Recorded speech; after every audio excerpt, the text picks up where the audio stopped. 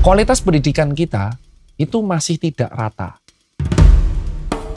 Selama sekolah di Pulau Jawa dan di Papua masih dibandingkan, itu gap of knowledge-nya akan sangat tinggi. Yang bisa membuat itu adalah government. Bukan hanya menterinya, tapi pemimpinnya. Tiap ganti pemimpin roadmap-nya ganti. Tiap ganti pemimpin pendidikannya ganti. Ya kan pusing. Kalau mau negara kita maju, generasi emas 2045, habiskan anggaran untuk dari sampai selesai Pak masalah. Yang membuat anak nggak mau bercerita, karena pendapat dia nggak pernah didengerin. Jadi akhirnya dia menutup skill storytelling itu sampai tua. Polarisasi itu terjadi karena memang tidak ada pola pikir kritis, oh perbedaan itu hal yang wajar. Bentuk nasionalisme itu adalah ketika salah satu talenta terbaik kita itu memimpin salah satu perusahaan multinasional, internasional malah. Tolonglah hire orang tuh baik kapabilitas.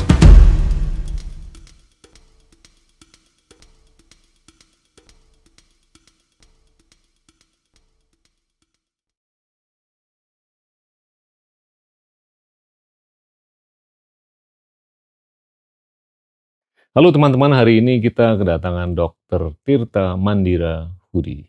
Tirta, terima kasih banyak bisa hadir. Saya yang terhormat bisa diundang di sini, Pak Gita. Biasa nonton dari kuliah online bisa di sini, empat mata. Anda tuh anak yang sangat cerdas. Dan ceritain deh, waktu Anda lahir di Solo, upbringing Anda tuh gimana sih? Supaya teman-teman di luar tuh bisa ngerti gitu kok. Anda tuh suka baca buku, terus bisa melakukan intelektualisasi yang luar biasa. Gimana tuh background-nya? Salah satu hal privilege yang dulu sempat saya denial. Saya itu sempat denial, jadi saya selalu sharing-sharing dulu pas 2014. Saya selalu mengatakan diri saya itu from zero. Saya baru acceptance tuh di fase 2021 ke atas, 2022 tepatnya. Dan saya privilege terbesar saya itu adalah pendidikan. Yep. Jadi papa mama saya itu pengajar. Papa saya itu dosen ekonomi, Pak. Oke. Di salah satu universitas di Indonesia. Siap.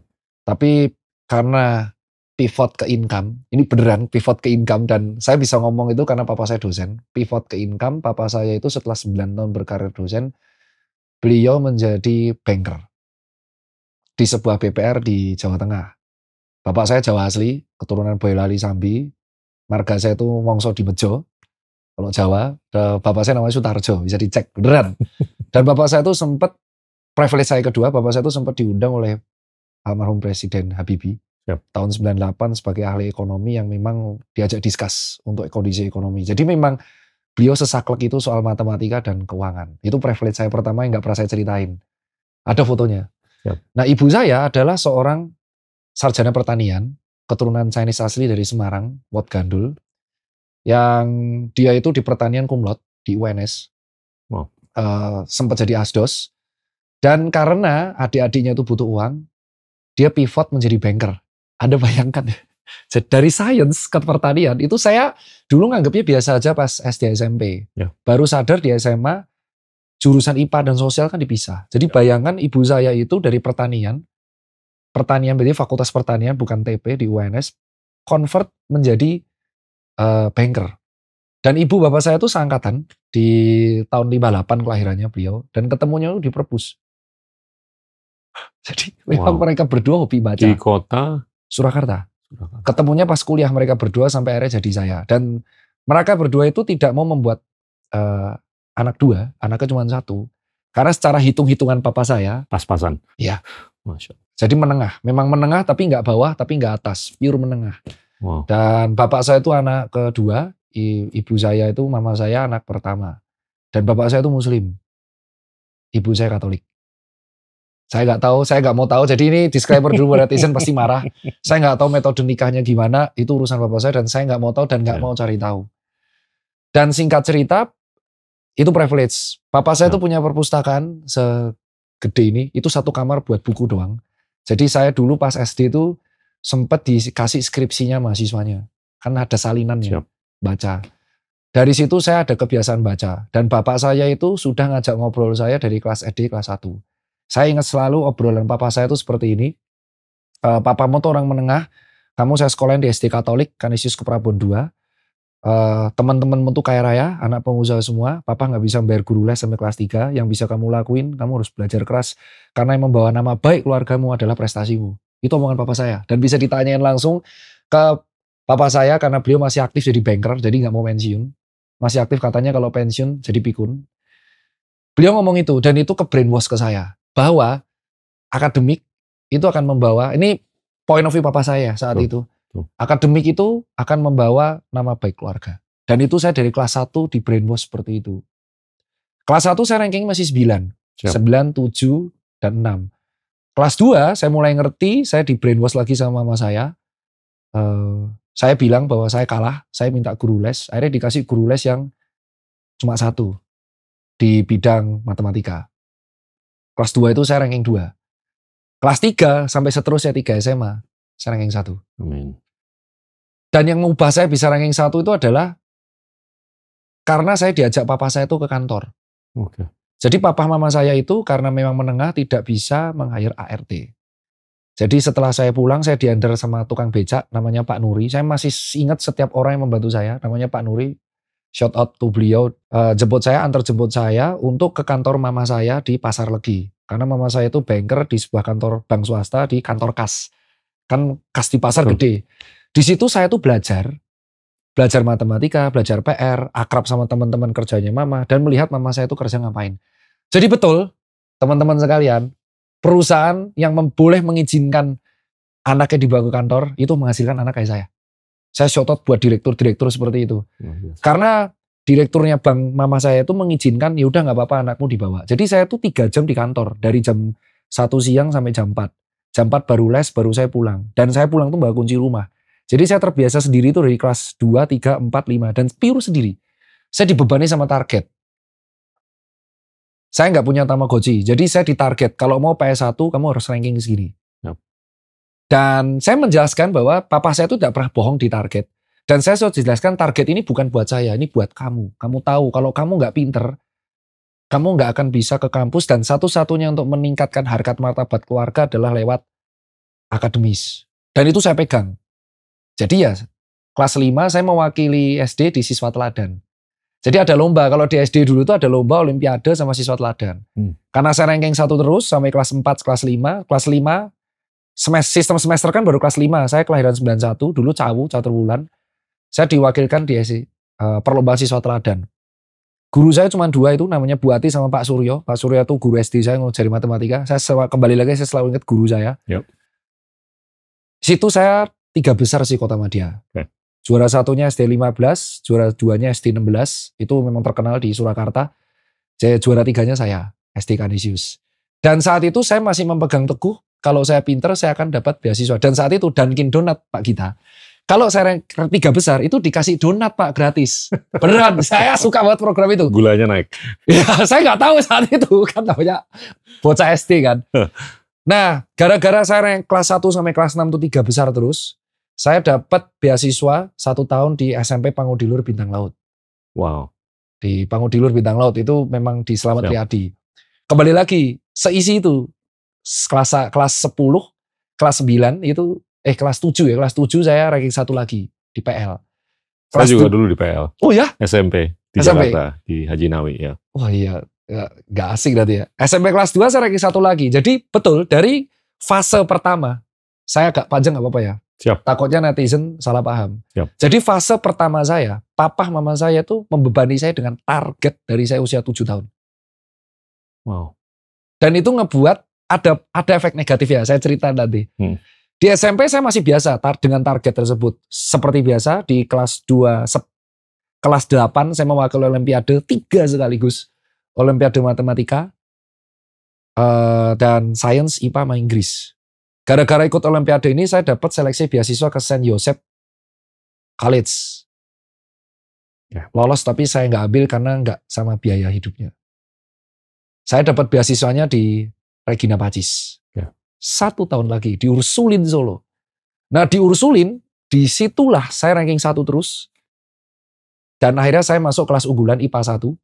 Saya nggak masuk RSBI karena saat itu belum ada. RSBI itu generasi bawah saya, sekolah berbasis internasional. Nah disitulah saya mulai konflik sama orang tua. Efek negatif dari target tuh dirasakan di SMA. Karena muak. Di situ saya protes sama orang tua, saya mulai denial, membenci, jatuhnya membenci karena saya kesel, saya tuh sekolah buat mereka. Jadi berontak lah, chaos. Buat kasus, saya masih ingat kepala sekolahnya Suster Floren, itu memanggil orang tua saya berkali-kali. Jadi saya kelas unggulan, pinter, tapi attitude-nya 0. Sering berkasus, berantem sama guru, berantem sama temen, dipanggil berkali-kali, dan itu akhirnya membuat saya attitude-nya 0, jadi dipanggil. Sampai akhirnya bapak saya tuh ngajak ngomong 4 mata. Disitulah bapak saya bilang, ya udah terserah kamu mau jadi apa, itu urusanmu. Di situ saya kabur malah ke rumah temen, dan endingnya teman saya itu malah ngajak ke Gramedia. Itu ngeselin, maaf ya Pak kita ya. Teman saya itu ngajak ke Gramedia, dan di situ saya membaca sebuah buku namanya A Child Called It. Karangannya namanya Dave Pelzer. Saya masih ingat yang ngarang. Itu 3 edisi. Di edisi ketiga saya tuh baca ini anak yang disiksa sama ibunya. Kedua dia selamat, ketiga dia memaafkan. Ini gila ini. Dave Pelzer. Anda bisa baca bukunya Dave Pelzer, A Child Called It, itu 3 edisi. Yang ketiga dia jadi pilot dan memaafkan ibunya. Karena di situ memang itu orang tuanya. Dari situ saya mulai tahu bahwa tujuan orang tua saya memasang target itu buat diri saya, bukan buat mereka. Di kelas 3 saya masuk Ganesha Operation. Di situ saya pertama kali ikut bimbel ketemu siswa negeri. Di situ POV saya berubah. Ternyata mereka memang sangat terbuka. Dan kaget, kok kamu ikut bimbel? Bukannya rata-rata orang Chinese di Solo nggak mau bimbel ya? Itu serius tuh tanggapan mereka pertama, tuh lucu banget lagi. GO-nya itu di kota barat. Dan di situ saya ikut GO tuh karena saya penasaran UAN ujian nasional tuh kayak apa. Akhirnya saya malah ngambil GO-nya tuh yang oke, kayaknya POV saya berubah kalau masuk negeri. Debat bertiga, bapak saya. Bapak saya bilang UNS, ibu saya UNS. Dia takut saya negeri karena saya tuh Cina. Saya bantah bapak saya. Papa, pribumi bisa nikah. Diem dia. Maaf ya Pak, itu saya pertama kali bantah dan bapak saya nggak marah. Oke, kamu mau negeri, harus negeri yang baik. Oke. Saya langsung tentuin goal awalnya FK Undip Pak. Masya Allah. FK Undip. Okay. Tapi bukan jalur SNMPTN. Kenapa K? Kenapa FK? Karena mama saya dari Semarang. Dan mama saya tuh kenapa kedokteran? By target. Jadi kalau kita di SNMPTN sama UM, jurusan dengan tingkat level tertinggi itu dokter. Asik. Egonya tinggi toh dok. Egonya tinggi. Validasi. Wah. Siap. Validasi orang seperti saya yang anak tunggal, akademik, nomor 1 tuh validasinya kayak gitu terus. Anda ngerasa itu lebih dari diri Anda sendiri atau terdorong oleh budaya yang ada di rumah tangga? Lebih kayak budaya. Karena papa sama mama saya itu selalu membrainwash ngejar bahwa yang terbaik, yang terbaik. Selalu yang terbaik. Karena perfeksionisme. Karena dengannya menjadi terbaik kamu akan dihargai. Itu salah satu cultural yang ada di keluarga saya. Lebih ayah Anda atau ibu Anda? Kalau akademik ayah. Bapak saya selalu ngajari itu. Kalau ibu tuh lebih kayak ya wis ora apa-apa toh gitu. Santai, nerimo lah. Tapi kalau bapak saya itu benar, kamu kalau nggak jadi yang terbaik, kamu akan rugi buat dirimu sendiri. Kamu punya otak, manfaatkan itu. Anakku cuma 1, kamu harus yang terbaik. Minimal kalau nggak terbaik di akademis, terbaik di hal lain. Yep. Terus akhirnya, oke, yang terbaik. Dan itu ke brainwash. Sampai akhirnya, oke, saya ngambil yang FK, karena ini yang terbaik. Saya ngambil itu 3 langsung. Undip, UGM, ITB, ST, elektro paling tinggi. Undip saya keterima bukan SNMPTN, justru yang ujian mandiri, yang soalnya 120 nomor setara Olimpik. Nomor 4 saya. Keterima. Dikabarin. Karena temannya mama saya ternyata profesor pertanian di Undip. Dikabarin keterima. Udah seneng nih.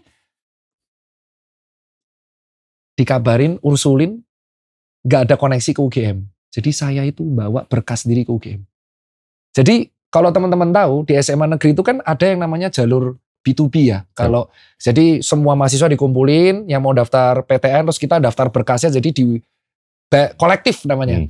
Karena ursulin tidak ada kontak langsung sama UGM saat itu, saya bawa berkas itu kemana-mana sendiri. Alasan saya masuk UGM itu bukan karena lebih bagus, enggak, gedungnya keren. Gedung Radio Putra itu saya masih ingat, itu saya olimpiade ceritanya di sana, saya olimpiade matematika kelas 3, terakhir kali olimpiade semester 1, kami tenggengen melihat gedung UGM.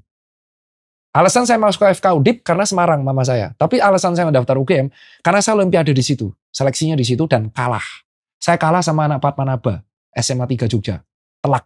Saya nomor 6 di nomor 2. Jadi nggak lolos ke seleksi provinsi. Saya masih ingat olimpiade matematika. Kalah 2 soal. BT saya. Tapi gedungnya bagus. Jadi asumsi saya, wah gedungnya keren ya, Radio Putro kayak gini. Dan akhirnya yang saya lakuin, saya daftar. Keterima di UGM. Nggak puas, saya daftar FK Unpad. Dan daftar juga ITB. Jadi saya pengen tahu kapabilitas saya di mana. Dan saya keterima di 7 unit swasta. Pamer dong, ikunya gede. Masuk FK itu yang ubah saya ketiga. Karena ternyata di FK tuh orang pinternya lebih banyak. Iya. Saya ketemu anak-anak dari Insan Cendikia, itu nggak masuk akal otak ya, luar biasa. Incen, anak-anak Incen. Kedua anak-anak TN. Anaknya potongannya cepak-cepak, ceweknya rambutnya segini. Tapi pinternya ngawur-ngawur, Pak. Saya kira Dokter Tirta doang nih. Tirta muda yang IPK-nya tuh sampai 4.0 sampai semester 4. Enggak, Pak. 60% mahasiswa FK itu 4 semester A semua. Di UGM tuh. Dan saingan saya terbesar itu saya bisa sebut 5 SMA-nya. TN, Incen, SMA 8 Jakarta, 3 Semarang, 3 Jogja. Dan berikutnya yang nyusahin kalau di diskusi itu cerewet. Jadi kalau diskusi FK itu ada namanya tutorial, cerewet, selalu beradu debat. Itu 3 Bandung, 3 Bandung. Terus ada 70 Jakarta, Lab School Ramangun, 1 Teladan, sama satunya saya lupa itu kalau nggak salah dari Surabaya, saya lupa. Nah, budaya di PTN itu ngubah saya secara total, Pak. Dulunya orang tua saya membebani saya dengan target, ekspektasi di sini, ya kan? Jadi saya lulus dari SMA beranggapan kalau orang pinter itu pasti sukses. Karena kan kembali saya ceritain panjang itu karena brainwash-nya bapak saya menganggap bahwa orang pinter itu pasti sukses. Ya. Makanya kamu jadi pinter untuk membuat derajat hidupmu naik. Maka kamu bisa jadi sukses. Bagi dia sukses ya, suksesku anak SMA ya seperti apalah Pak, punya uang bayar atau bengek. Ternyata di FK banyak orang pinter. Dan saya terbentur realita, dokter tuh gak langsung bisa cari uang. 3,5 tahun teori, 3 tahun 8 bulan teori, sekarang 4 tahun berdasarkan dikti, 2 tahun koas, 1 tahun internship, kerja dulu 2 tahun, 5 tahun spesialis, total 14 tahun. Wow.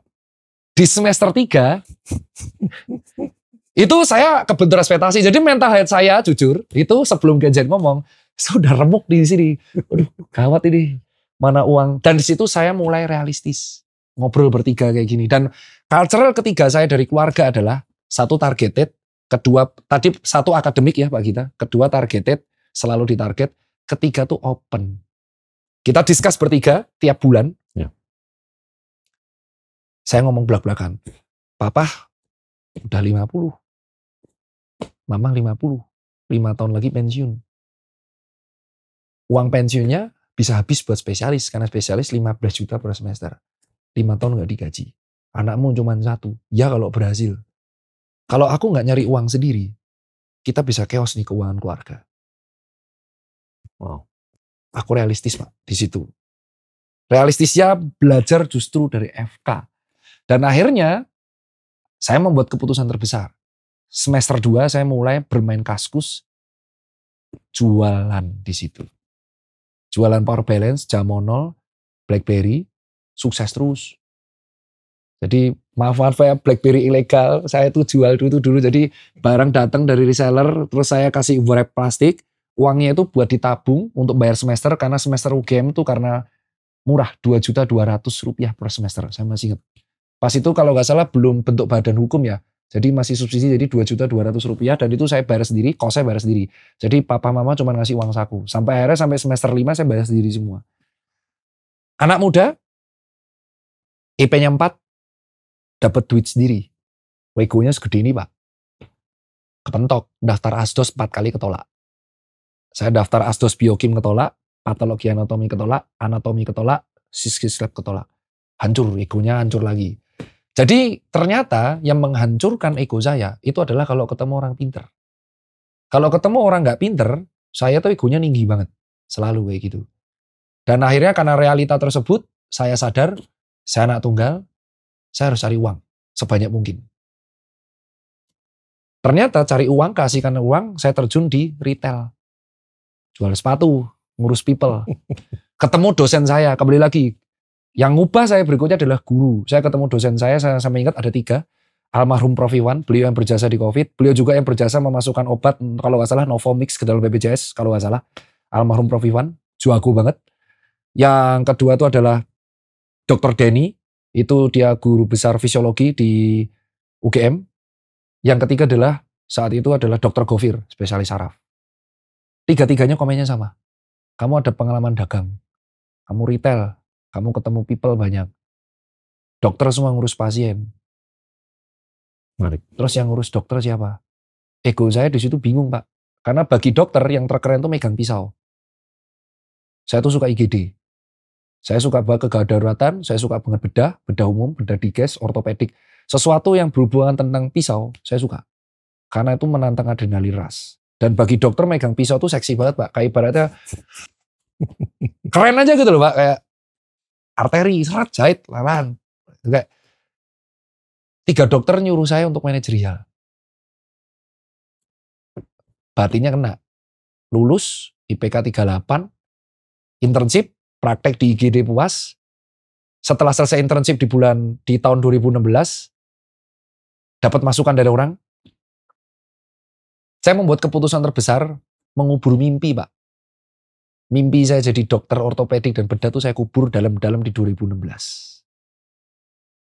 Karena saya melihat bapak saya itu tua dan beliau jujur, saya tanya jujur, jadi kayak ibarat Pak Gita tuh bapak saya. Dan saya tuh orang yang nggak bisa filter, jadi Pak kalau uang tabunganmu buat spesialis, papa mama nggak punya tabungan lagi buat liburan gitu? Enggak. Terus aku bilang, aku udah bisa cari uang, hidupku udah selesai di sini. Kenapa nggak gini aja? Uangnya kau habisin aja, aku bilang, buat ke tempat negara yang belum pernah kalian kunjungin karena kalian layak mendapatkan itu. Aku cari uang sendiri. Nggak bisa nerima awalnya. Wow. Nggak bisa nerima. Jadi ya, kita nggak berbantah, tapi disinilah saya bilang, yang nerima mamah. Jadi restu ibunya ACC, ya nggak apa-apa, kamu happy-nya cari uang nggak apa-apa. Nanti aku yang bujuk papa. Jadi akhirnya di titik 2016 itu, saya praktek sampai 2017 tok. 2017 mimpi menjadi dokter praktek tak kubur. Karena saya melihat kalau saya tetap ego di spesialis, saya tidak memberikan kesempatan bapak saya udah usia 58 untuk menginjau hidupnya. Wow. Usia bapak saya 58 saat itu. Udah menuju 60, udah pensiun. Kalau tabungannya saya habisin buat spesialis, dan spesialis gak digaji, Pak. Saya jadi spesialis. Tapi bapak saya tidak akan pernah keluar negeri seumur hidupnya. Bapak saya tuh sempat mau dapat beasiswa. Di zaman itu saya nggak tahu, Pak, apa namanya. Tapi TOEFL-nya cuma 200. Bapak saya nggak bisa bahasa Inggris. Jelek. Medok banget. Lebih medok dari saya. Simple Einstein aja jelek banget. Dia nggak pernah keluar negeri seumur hidupnya. Bapakku tuh keluar negeri pertama kali usia 60. Wow. Kalau saya ego, spesialis, saya jadi spesialis nih. Tapi bapak saya nggak akan pernah keluar negeri. Masa sih, Pak? Ya saya di situ realistis kan. Saya bukan sandwich generation. Tapi kalau mereka kan udah lansia. Masa sih nggak pernah seumur hidupnya lihat negara lain. Bapak saya aja sampai sekarang belum berani naik haji. Karena takut uangnya bakal habis. Akhirnya saya yang bayarin. Bisa tahun ini. Kalau nggak tahun depan. Itu setelah saya bujuk. Tapi waktu itu nggak ada pemikiran untuk nyari beasiswa atau apa gitu? Nggak, karena saya malu. Saya malu sama teman saya. Teman saya ada 3 orang. Jadi di FK itu yang ego saya tuh kena semua karena di FK tuh ngubah semuanya.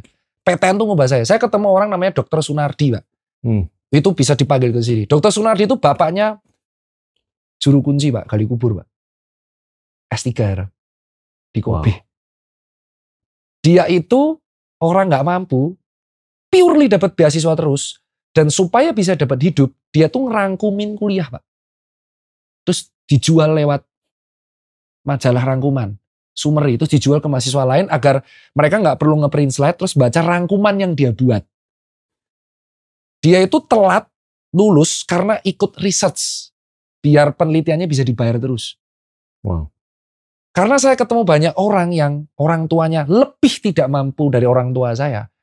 Saya malu sendiri kalau saya ngambil beasiswa tapi posisi teman saya, ibaratnya gini, saya tuh orang tua saya masih mampu, saya masih bisa cari uang. Teman saya ini orang tuanya udah di bawah saya kemampuannya.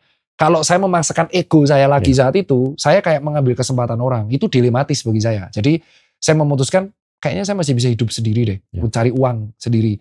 Jadi akhirnya saya nggak berani ngambil beasiswa itu sampai sekarang. Karena masih terbentur, aku masih mampu kok gitu. Nah karena saya cari uang, saya ngubur mimpi, ngurus people. 25 tahun itu perubahan yang keempat. Kena fame, kena famous. Sesuatu yang gak pernah saya bayangkan. Jadi di 26 tahun saya mulai diundang seminar di Jogja karena usaha cuci sepatunya naik daun. Terus saya dokter, jadi diundang ke universitas-universitas dan Instagramnya mulai 100.000 follower. Karena kan Instagram mulai aktif 2013 ya, dan saya personal branding 2017. Egonya tinggi. 2020 jadilah Dokter Tirta yang Pak Gita tahu semua dianggap salah. Kenapa semua orang anggap salah? Mungkin kalau netizen udah cerita, atau Pak Gita tadi dengar saya nerocos gini, oh nih anak memang gak pernah kepentok seumur hidupnya. Betul. Saya terbiasa nomor 1, saya selalu nomor 1 karena anak tunggal, saya FK masuk, mana aja masuk, cari duit dapat, jualan bisa, kepentoknya karena popularitas dan tidak bisa menerima advice orang di medsos. Di 2020 tuh sisi Dokter Tirta yang sangat luar biasa arogan kalau saya lihat. Dan saya sadarnya justru karena live event. Goes, jauh, ketemu orang, bantuin saya, tak kasih uang, dilempar uangnya. Enggak semua hal dinilai pakai uang, Mas. Wow. Saya bantu jenengan goes itu karena kita sama-sama di jalan. Sepeda sampean mahal, lebih mahal dari truk saya. Tapi di jalan sampean bisa apa? Diem saya. Di Indramayu, digituin 2 kali. Kena itu sepanjang saya dari Indramayu ke Simpang Jomintung goes. Kayak tolol sekali saya selama ini. Justru saya berubah tuh karena ketemu supir truk yang saya nggak tahu namanya. Bantuin saya 50 kilo. Jadi alasan dia bantu saya tuh karena saya tuh gila nih orang goes dikira setan. Jadi saya goes, disinarin dari belakang. Terus dibilang, tak sinarin terus mas 50 kilo. Rumah saya depan, tapi gak usah kasih uang. Gak butuh uangmu aku. Kamu nanti bantu. Sama-sama di jalan harus bantu. Saya ingat banget omongannya. Sesama orang yang hidup di jalan harus saling membantu. Udah. Hancurlah itu kaca rentak tuh. Tar. Pulang dari situ, saya masih ingat Maret 2022, daftar ITB langsung. Sesuatu yang gak pernah saya suka, manajerial. Jadi saya perlu acceptance lah. Dosen saya nih, Prof. Iwan almarhum, Dr. Gofir, dan Dr. Denny meminta saya untuk fokus ngurus people dari 2016. 6 tahun, saya nggak dengerin mereka dan butuh 6 tahun untuk saya menempuh pendidikan lagi. Di ITB ketemu orang-orang gila lagi, Pak. Wah. Saya ketemu 2 generasi sekaligus, guru lagi, Bu Nila, Bu Yuniros, Pak Yos. Jadi saya tipikal orang yang selalu berpegang sama guru dan ketemu Gen Z yang pinternya nggak masuk akal. 24 tahun udah S2 Pak. Piye itu maksudnya tuh. S1-nya IPK-nya 3,9. Terus saya tanya kenapa kamu pengen S2? Karena saya masih ngerasa bodoh di kantor. 1 tahun kerja kamu ngerasa bodoh terus kamu kuliah lagi. Iya orang papa saya mampu kok. Yeah. Di situ saya dapat 2 generasi berbeda. Di situ saya berubah lagi evolve. Ternyata orang pinter tuh selalu baca event gelarnya udah lulus. Jadi yang membedakan orang pinter dan orang cerdas adalah kalau dia sudah ngerasa lulus, dapat gelar, dan dia tidak membaca lagi, ilmunya selesai di situ. Nah, guru-guru saya ini mau mendengarkan saya. Saya tuh dianggap sumber bagi mereka. Saya aja kaget, saya tuh masih menempuh S2. Disitulah saya sadar, oh ternyata PhD ini yang membedakan ini. Saya masih ingat gurunya namanya Bu Nila. Itu hebat, seumuran sama saya Pak, tapi udah jadi PhD umur 27. Jadi saya gini, Tirta gak boleh sombong ya, nih saya mau gaya Tirta. Ayo teman-teman, Tirta 31 punya toko ya kan. Saya 27 PhD, 27 di mana kamu Tirta? Aduh ampun Bu. Di situ saya diceng-cengin karena saya malah seneng karena oh ternyata memang di atas langit pinter dan orang pinter itu selalu jelasinnya enak banget. Dan karena Bu Nila lah, saya concern banget di data. Jadi saya nggak mau lagi ngomong sesuatu yang nggak saya paham. Gara-gara Bu Nila, saya hanya concern di 3 hal. Health, knowledge, business and marketing strategic analysis. Karena saya suka banget di bidang itu. Di Bu Yuni Ros itu people. Beliau itu topiknya SDM. Beliau yang menanamkan culture ke saya bahwa tentang orang yang berhenti belajar, itu karirnya akan berakhir. Knowledge is everything. Kamu boleh dokter, tapi kalau kamu mempelajari ini dengan baik, kamu bisa dapat 2 USP loh Tirta, aku ingat banget. Di health, kamu punya basicnya, tapi semua dokter ngurus pasien, kamu yang bisa ngurus dokternya. Itu masuk ke saya. Yang terakhir Pak Yos. Pak Yos tuh bilang ke saya, uang yang dikeluarkan untuk pendidikan itu bukan expenses, itu investment. Keluar dari TB saya di 3,9. Dan saya tuh harusnya speech untuk menjadi wisudawan yang inspiratif. Saya masih ingat yang nunjuk itu Pak Yos untuk ngomong di hotel apa itu yang di PIM ada gede banget itu Pak. Intercon. Ya di Intercon Bandung suruh ngomong. Saya nggak mau ngomong Pak. Karena saya ngomong ke Pak Yos. Masih ada wisuda. Dari situlah ego saya tuh untuk pertama kali bisa luluh. Tirta kamu ngomong ya jadi wisudawan. Alasan saya nolak itu adalah saya nggak mau, ada chatnya, saya nolak untuk menjadi perwakilan wisudawan. Karena saya merasa ada satu orang yang lebih pintar dari saya, namanya Nelson. Dia bisa 7 bahasa, IPK-nya 3,99 Pak. Kemarin di SBM ITB. Saya merasa dia lebih layak dari saya untuk mewakili mahasiswa besar pada saya. Di ACC. Jadi, dari cerita panjang itu, saya akan rangkum menjadi 5 hal. Orang tua saya menanamkan saya soal target. Bahwa without knowledge, kamu tuh nggak akan tahu dunia. Dan knowledge itu bisa mengangkat derajat, betul. Tapi tidak menjamin kesuksesan. Di SMA, saya belajar untuk mengontrol ego. Hancur, berantem sama orang tua, memahami ternyata bahwa target yang diberikan orang tua, itu adalah target buat diri saya. Dan di SMA, saya merasa arogan. Di kuliah, saya merasa bahwa ternyata realita itu tidak sesuai dengan apa yang diajarkan oleh orang tua saya. Bahwa ternyata knowledge memang penting, tapi tidak menjamin kamu akan 100% sukses. Karena kamu tidak punya privilege seperti temanmu yang lain. Kamu anak tunggal, kamu tidak bisa memilih kamu lahir di mana. Jadi kamu harus mengorbankan mimpi untuk hal yang lebih besar. Di pandemi, saya belajar mengenai popularitas. Ternyata, orang yang pintar dan sukses, yang tidak bisa mengontrol egonya, itu akan hancur berantakan. Dan egonya akan kalah justru sama orang yang secara akademis tidak pintar, tapi secara experience, dia penting.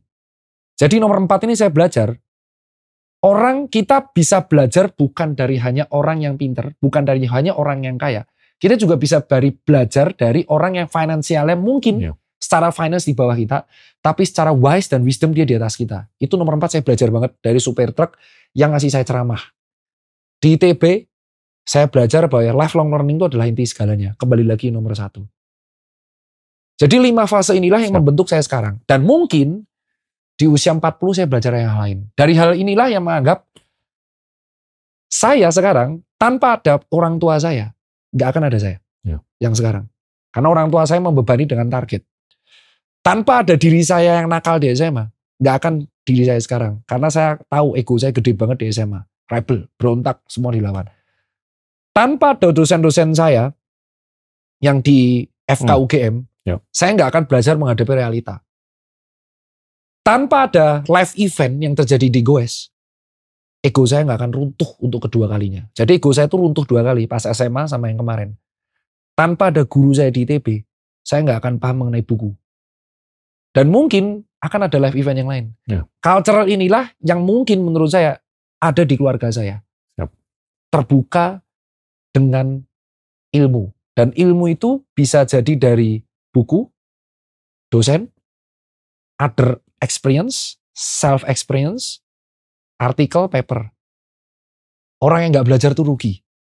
Walaupun secara finansial kita nggak naik, Tapi secara knowledge dan keputusan kita akan cenderung mengambil keputusan dengan baik. Dan 5 hal ini yang membuat saya seperti ini. IQ saya betul 148. IQ saya di situ. Saya tes 3 kali. 141, 142, 148. TPA saya di 600-an lebih. Tapi itu tidak berarti apa-apa kalau ilmu itu tidak diamalkan ke hal yang realita. Ilmu itu hanya menjadi orang pinter biasa kalau saya ya gini-gini doang. Itu alasan saya ngomong sama bapak saya, kalau saya tidak menggunakan medsos ini untuk edukasi kesehatan dengan bahasa yang normal, atau edukasi mengenai pandangan saya mengenai pendidikan, iya mereka nggak akan, mereka ngiranya dokter tuh akan gitu terus pakai jas putih, galak. Mereka akan ngira bahwa ya kesehatan itu mahal. Itu alasan. Jadi culture saya knowledge. Kalau bapak saya bukan dosen, saya nggak akan kayak gini, Pak. Ini ada beberapa poin yang saya mau jemput. Tapi saya mau menyampaikan beberapa data point. Apa yang berdasarkan pengalaman Anda, yang menurut Anda bisa dilakukan untuk meningkatkan rata-rata IQ orang Indonesia? Yang pertama, IQ-nya itu kalau nggak salah 78,9. Betul. Kedua, yang bikin banyak orang di Indonesia gelisah itu adalah skor PISA kita. Oh iya. PISA itu kan capaian untuk kepentingan STEM dan bahasa untuk anak-anak umur 15 tahun. Indonesia tuh terakhir skornya tuh nomor 69 dari 81 negara. Singapura udah nomor 1. Tiongkok kalah sekarang sama Singapura. Jatuh ke nomor 2. Nah ketiga, saya tuh dengerin Anda. Sangat bisa bercerita dengan penuh keyakinan. Dan saya seringkali menyampaikan kepentingan kita semua di Indonesia untuk lebih bisa menjadi storyteller. Oh ya, saya ingat kuliah kan? itu. Ya, saya ingat kuliah Pak kita itu. Kita tuh di komunitas internasional nggak terlalu dikenal. Yang lebih dikenal tuh orang India sebagai pendongeng. Storyteller. Iya kan, storyteller. Kalau di Asia Tenggara mungkin orang Singapura. Nah, kalau menurut saya atribut-atribut positif yang ada di Anda itu sangat bisa disebarluaskan. Untuk satu, bisa meningkatkan IQ. Oke. Dua, syukur-syukur meningkatkan skor PISA kita. Ya. Dari nomor 69, ya syukur-syukur nomor 1. Atau nomor 5. Atau top 10 lah. Ya. Iya kan? Dan di Asia Tenggara tuh yang di top, di atas rata-rata dunia itu cuma 2 negara. Yaitu Singapura dan Vietnam. Oh iya? Oh iya, sangat. Betul. Vietnam udah mulai nyusul kemarin saya baca. Iya. Jadinya kayak Malaysia, Thailand, Filipina, Indonesia, semua tuh di bawah rata-rata dunia. Rata-rata dunia tuh skornya 488 kalau nggak salah untuk PISA. Nah yang ketiga, gimana bisa bercerita seperti Anda? Ini pertanyaan kayak dosen ya. Saya tuh nonton kuliah tapi gini loh, kayak... saya kan udah cukup lama ngajar ya. Oh, ya tapi saya tuh dulu sebagai mahasiswa, saya pikir lebih sulit. Gak lebih sulit jadi dosen. Jadi dosen tuh lebih sulit. Oh iya, saya untuk persiapan ngajar dan segalanya. Tapi belajar dari murid tuh lebih banyak daripada murid belajar dari dosen. Kalau menurut saya ya. Oh betul ya? Itu nyata. Oh jadi yang dikatain dosen saya Bunila tuh benar ya? Kadang benar sekali. Tadi saya relate sekali. Yang beliau bilang belajar tuh gak harus dari dosen. Saya juga dengerin kalian bercerita tuh saya belajar. Sangat. Saya sama nyambung tuh dengan itu. Jadi untuk meningkatkan IQ itu menurut saya PR ada 3. Dari diri kita, lingkungan kita, atau yang terakhir public government. Yang pertama saya bilang, dari diri kita, personal kita, itu adalah habit. Kita tuh kurang habit untuk membaca. Siap. Dan kita kurang habit membaca, itu karena kita kurang perpustakaan di sekolah. Dan identik membaca itu adalah dengan buku akademik. Menurut saya nih ya, menurut saya, bukan menurut orang nih, saya disclaimer dulu. Buku yang harus dibaca sejak anak kecil, itu bukan buku akademik yang di rumah. Tapi buku ilmu pengetahuan. Karena itu yang saya lakuin ke anak saya. Dan baca buku zaman sekarang itu bukan hanya dari buku fisik, e-book. iPad-nya dikasih buku, bukan hanya YouTube. Kalau memang anaknya nggak mau baca, kasih YouTube yang memang ada tayangan ilmiah. Ya. Buku. Jadi buku itu bercerita. Kalau memang dia masih TK, ya komik, dongeng. Semakin dia sering membaca, apa yang dibangun di dalam otak anak kita itu adalah kesinambungan berpikir kritikal. Siap. Kenapa ini terjadi harus ini terjadi karena ini. Nah, kenapa kok anak kita itu seperti ini? Karena mereka bukan terbiasa kritikal, terbiasa menghafal. Itu yang saya kritisi dari awal. Ya. Privilege saya di SD Canisius, SD Katolik, itu saya tidak disuruh ngapal.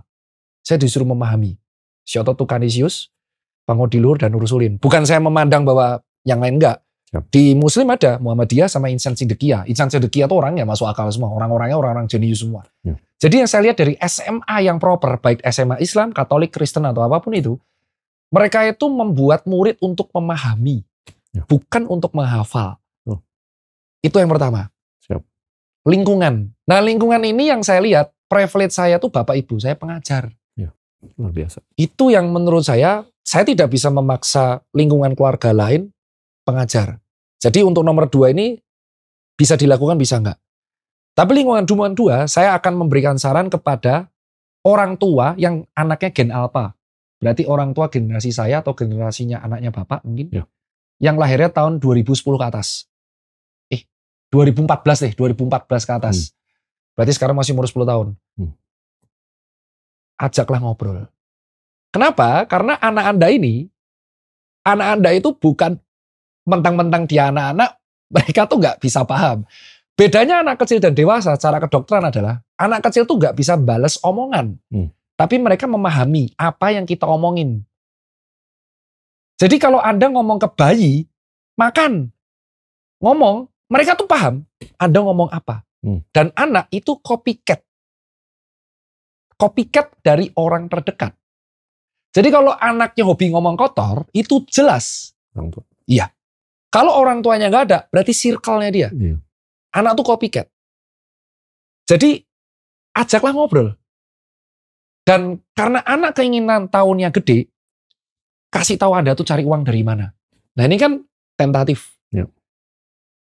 Yang membuat saya berubah di SD itu adalah ketika orang tua saya mengajak saya ke kantor. Jadi saya tahu bapak ibu saya tuh ngapain, cari uang tuh ngapain. Itu akhirnya yang saya lakukan ke anak saya. Anak saya tuh saya ajak ke kantor nih, papamu kayak gini. Kalau di rumah sakit gini, dokter tuh gini. Dan akhirnya itu yang mengakibatkan anak akan paham bahwa hidup ini butuh uang. Dan anak tuh akan merasa dianggap karena diajak ngobrol terus. Ya. Jadi mereka belajar kosakata tuh dari orang tuanya. Ya. Nah yang saya lihat di beberapa parenting, udah belajar belum? Gak PR ya? Apet? Rewel terus kamu. Papa capek kerja, berisik. Jadi anak tidak diberikan kesempatan buat ngomong. Akibatnya apa? Di masa yang dewasa, anak nggak berani berpendapat. Itu alasan kenapa tidak semua anak Indonesia jadi storyteller, Pak. Karena ketika di keluarga aja mereka nggak dikasih kesempatan ngomong. Baru ngomong dikit, tukang bantah kamu. Iya. Durhaka kamu jadi anak kecil. Padahal baru cuma ngomong, Pak Doraemon. Nggak gitu, Pak. Jadi anak kecil itu, karena mereka belum bisa membedakan baik dan buruk, mereka tuh sangat vokal, jadi polos. Ya. Karena terjadi di anaknya temanku. Ini om-om yang suka ngomong-ngomong aneh-aneh, jancok-jancok di YouTube ya. Wah, jangkrik. Habis itu saya nutup tato. Karena mulai anak-anak teman saya itu mengkritisi saya. Muncul di TikTok. Pak Tirta, dulu rambutnya pink. So, dulu saya nggak mikir itu. Ternyata saya tuh berpengaruh ke mereka. Jadi itu nomor 2. Ya. Yang nomor 3. Kalau nomor 1 sudah, habit membaca, lingkungan keluarga, government.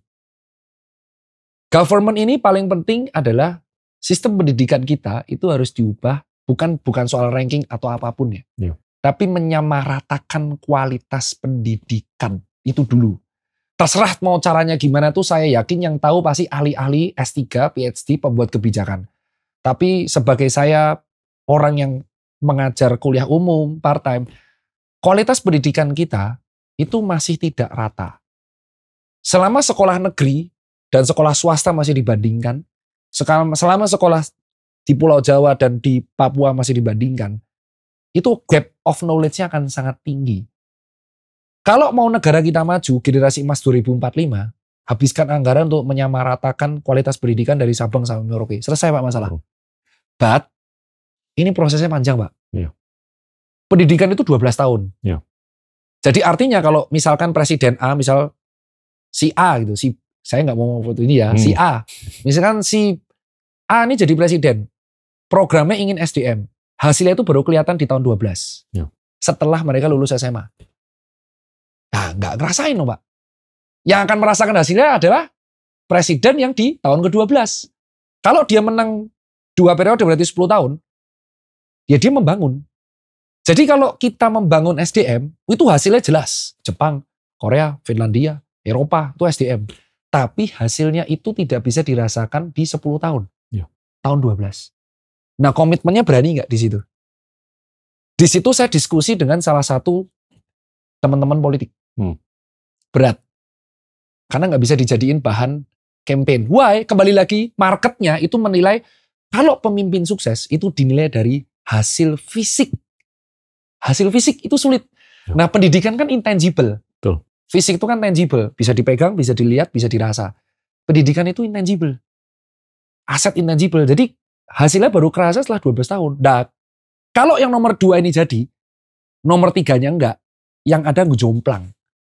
Jadi nanti ada yang IQ-nya 140, ada yang 50. Itulah yang terjadi kenapa average Indonesia 78. Ya. Karena outlier-nya ini dikit. Ya. Jadi orang pinter ya jadi outlier. Yang bawah ini 50-70. Karena mereka tidak tahu harus ngapain. Ya. Yang bisa membuat itu adalah government. Bukan hanya menterinya, tapi pemimpinnya. Ya. Pemimpinnya diturunkan ke gubernurnya, diturunkan ke bupati, wali kota, itu harus ada roadmap yang jelas. Yuk kita duduk bareng. Nih kita nih kalau nggak Ramayana pendidikan kayaknya 2036 remuk nih, guling nih kita. Jadi gimana nih? Dah, kita partai beda-beda nih bro. Yuk. Gue punya roadmap. Ini roadmap gue. Tapi roadmap gue ini tidak akan bisa dilaksanain. Ini saya ngomong bahasa anak muda ya Pak. Roadmap gue ini tidak akan bisa dilaksanain sama saya. Yang manain kalian nih. Kalau kalian yang menang atau kalian yang menang atau kalian yang menang. Ya. Tapi kompak dulu nih. Roadmap ini jalan bareng yuk. Tiap ganti pemimpin roadmapnya ganti. Ya. Tiap ganti pemimpin roadmapnya ganti. Tiap ganti pemimpin pendidikannya ganti. Ya kan pusing. PPDB kemarin. Nanti ini ganti lagi. Nah, pergantian itulah yang membuat ada gurunya pusing bedos. Ini belum kita bahas mengenai gaji guru, honorer, dan kawan-kawan ya Pak ya. Baru bahas mengenai roadmap. Nah, 3 ini menurut saya, sebagai praktisi yang penikmat pendidikan, salah satu penikmat privilege, itu yang akan membuat PISA skor kita naik dan IQ kita naik. Terus berdongeng, bercerita. Apa yang bisa dilatih? Itu dari yang poin nomor 2. Orang tua, teman-teman sekalian, yang generasi alpha, kasih anak Anda buat kesempatan buat ngomong. Mereka tuh bukan kurang ajar, bukan bantah. Bapak saya tuh memberikan kesempatan saya untuk berpendapat. Setolol apapun pendapat saya. Dan dia nggak pernah nyalahin. Tapi adu bantah. Jadi kalau saya diskusi sama bapak saya, bisa 4 jam. Paling fatal soal apa Pak? Beli mobil. SMA kelas 3, bapak saya tuh pengen beli Grand Livina. Saya nolak. Kenapa? Grand Livina tuh 5-seater. Loh, tapi kita ngapain? Bapak tuh kan hobinya pindah-pindah, wisata, sering jalan jauh. Beli yang 2000 cc, debat 1 bulan. Akhirnya dibeli Innova. Sesuai. Bukan berarti Livina enggak jelek ya. Tapi itu bukti, walaupun debatnya sebulan, bapak saya dengerin pendapat saya. Sebagai anak, saya merasa pendapat saya diakuin.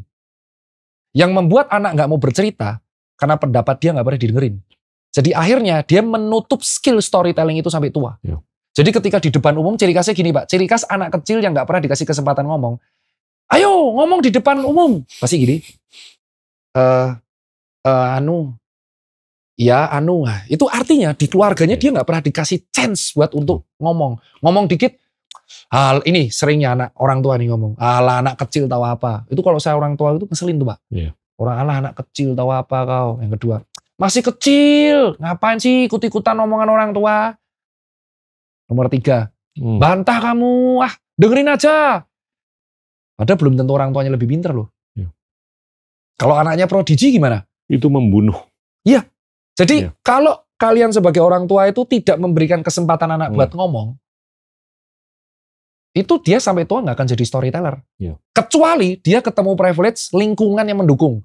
Contoh dia ketemu lingkungan yang memaksa dia ngomong, jadi akhirnya dia jadi storyteller handal. Makanya kalau kita lihat, saya melihat ada cocok logi Pak. Tokoh-tokoh besar di Indonesia itu rata-rata bapaknya setidaknya S2, S3. Nah ini saya mau sambung. Kalau kita lihat di Indonesia, 88% dari seluruh rumah tangga yang ada, Ya. itu pemimpin rumah tangganya Ya. nggak punya S1. Oh ya, BPS. 93% dari elektorat Mm-mm. yang nyoblos atau yang milih, itu nggak punya gelar S1 ke atas. Jadinya kalau kita mau berharap untuk seperti yang Anda ceritakan tadi, Ya. yang nomor 2 tadi, ekosistem di rumah.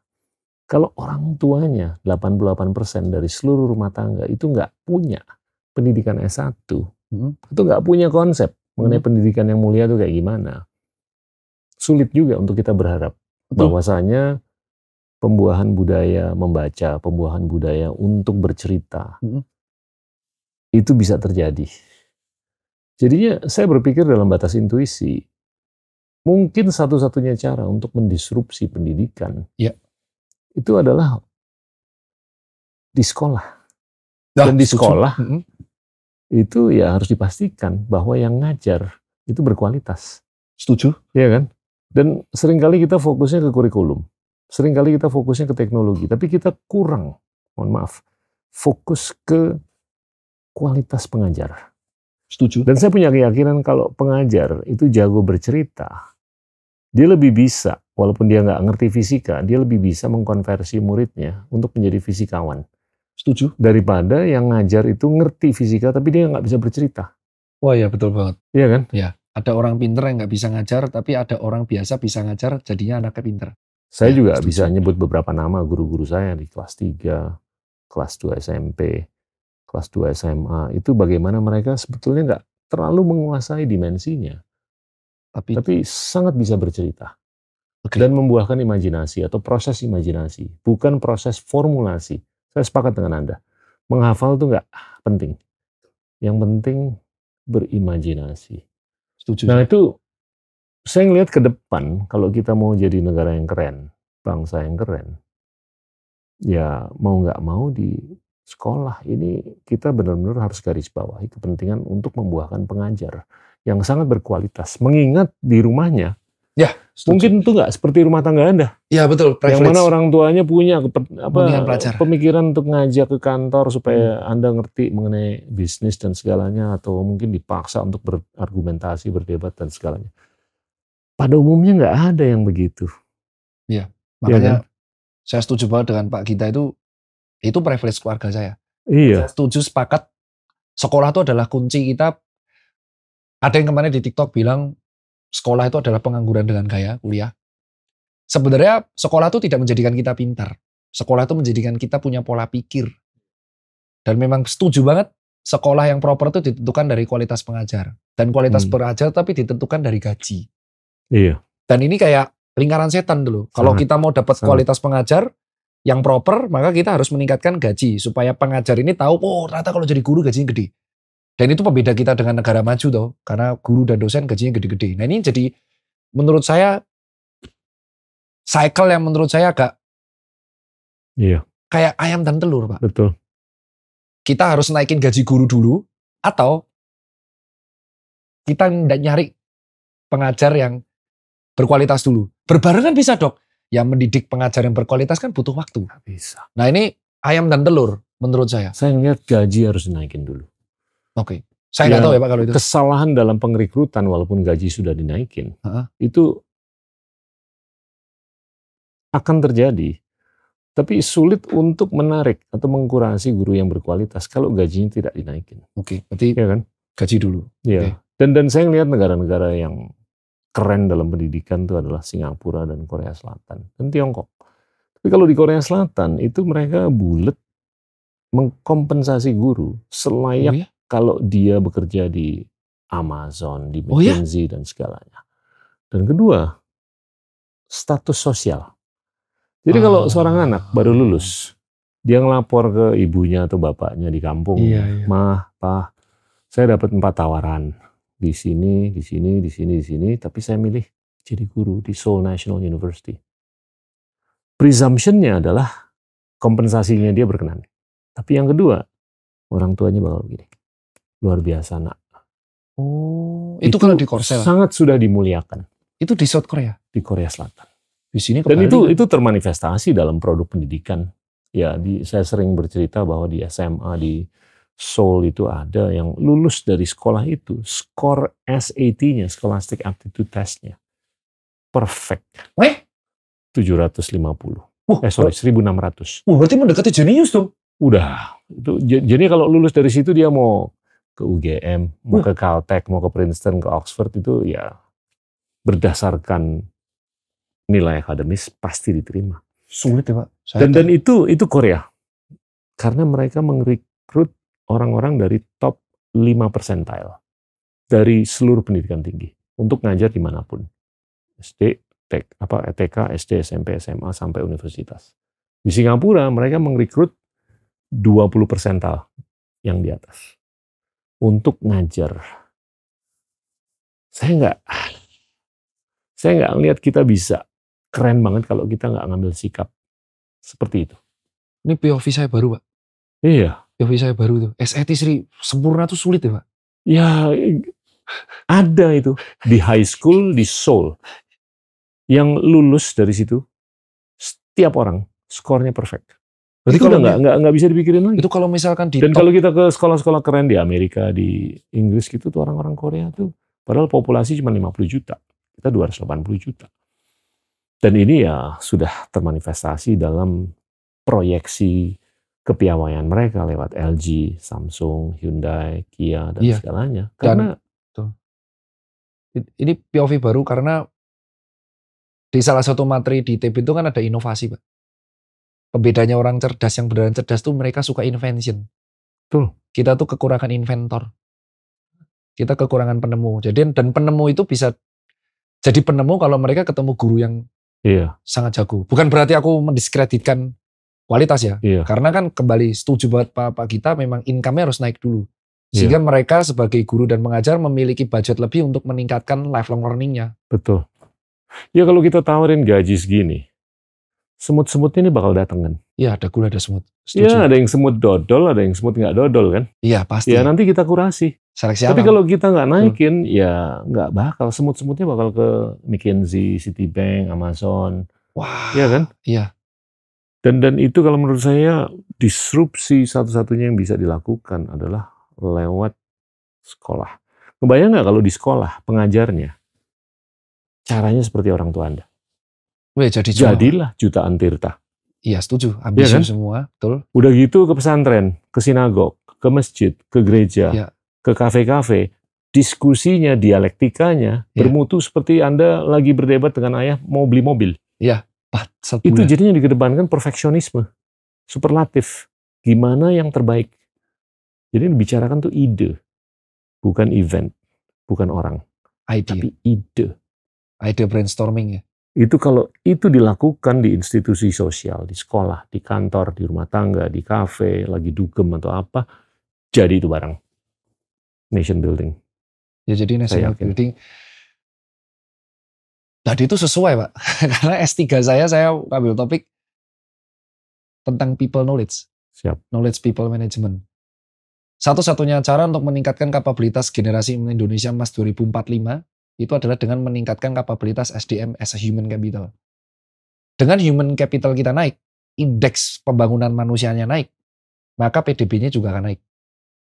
Tapi kalau kita, dan cara paling singkatnya, saya setuju banget adalah generasi emas itu akan terjadi di 2045, yang mana adalah generasi anak-anakku, anak-anak alfa.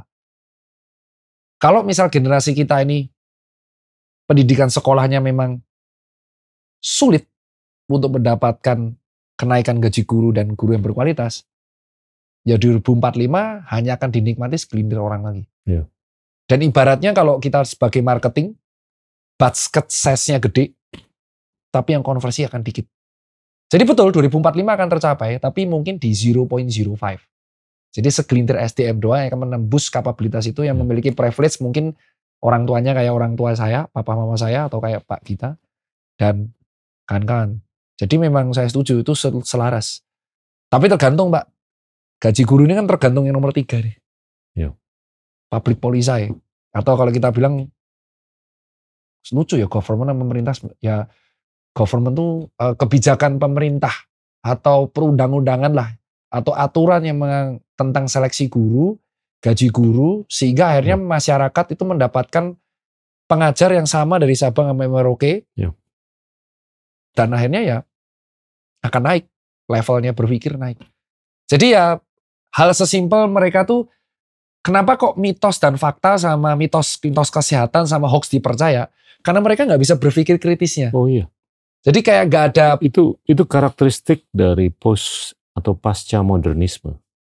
Di mana anak-anak sekarang tuh karena nggak baca buku, karena mereka nggak terlalu berfakta, lebih gampang mereka beropini.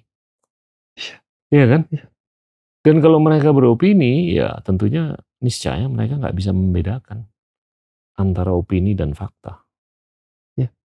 Dan itu nyata sekali. Dan ini yang berkorelasi dengan pembuahan polarisasi percakapan.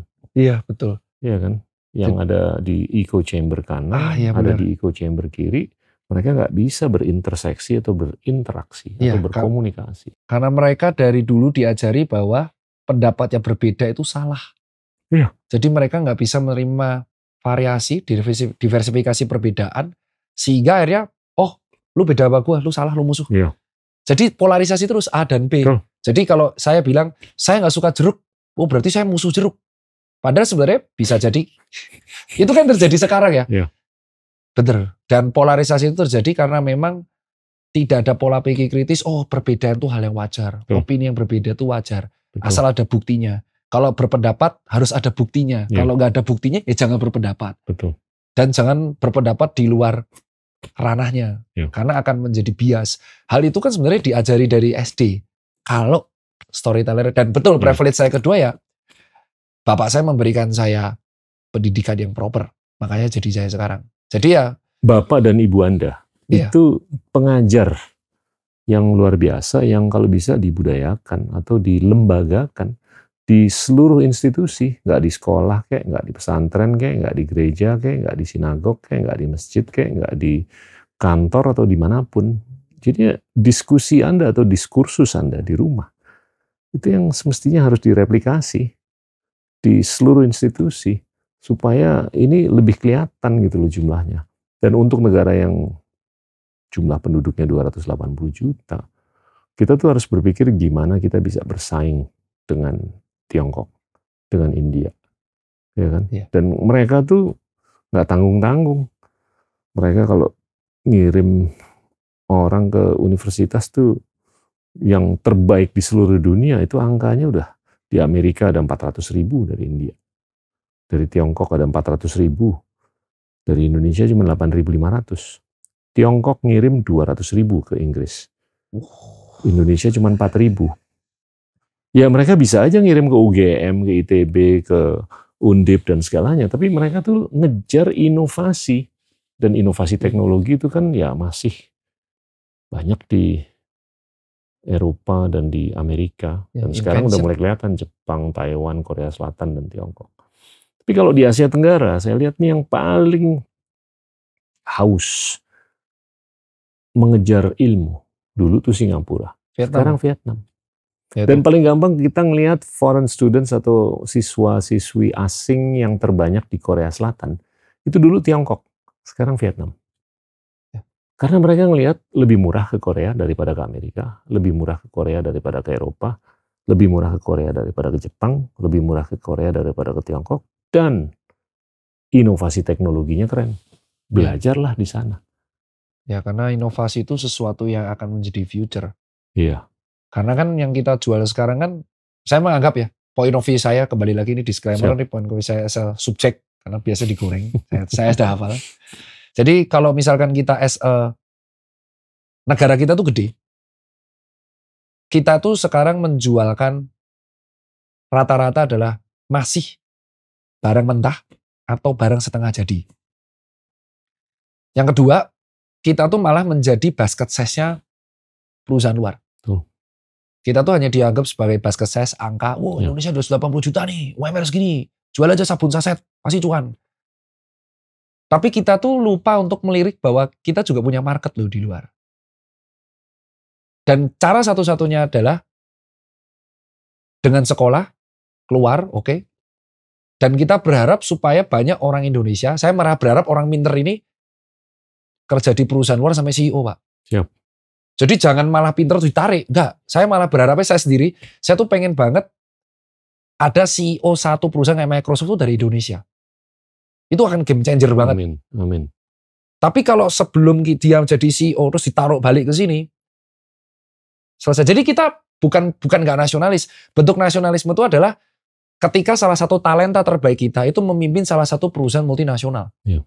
Internasional malah. Dan ketika kita tarik, mereka tuh akan menularkan budaya-budaya inovasi itu. Iya. Nah kalau kita hanya menjadi komoditi terus, jadi baru naik karir, tarik balik, itu nggak akan jadi. Tuh. Saya pernah menyampaikan sebelumnya juga. Ngebayang nggak kalau CEO-nya Microsoft, itu namanya Bambang. Kalau CEO-nya Google, namanya Komeng.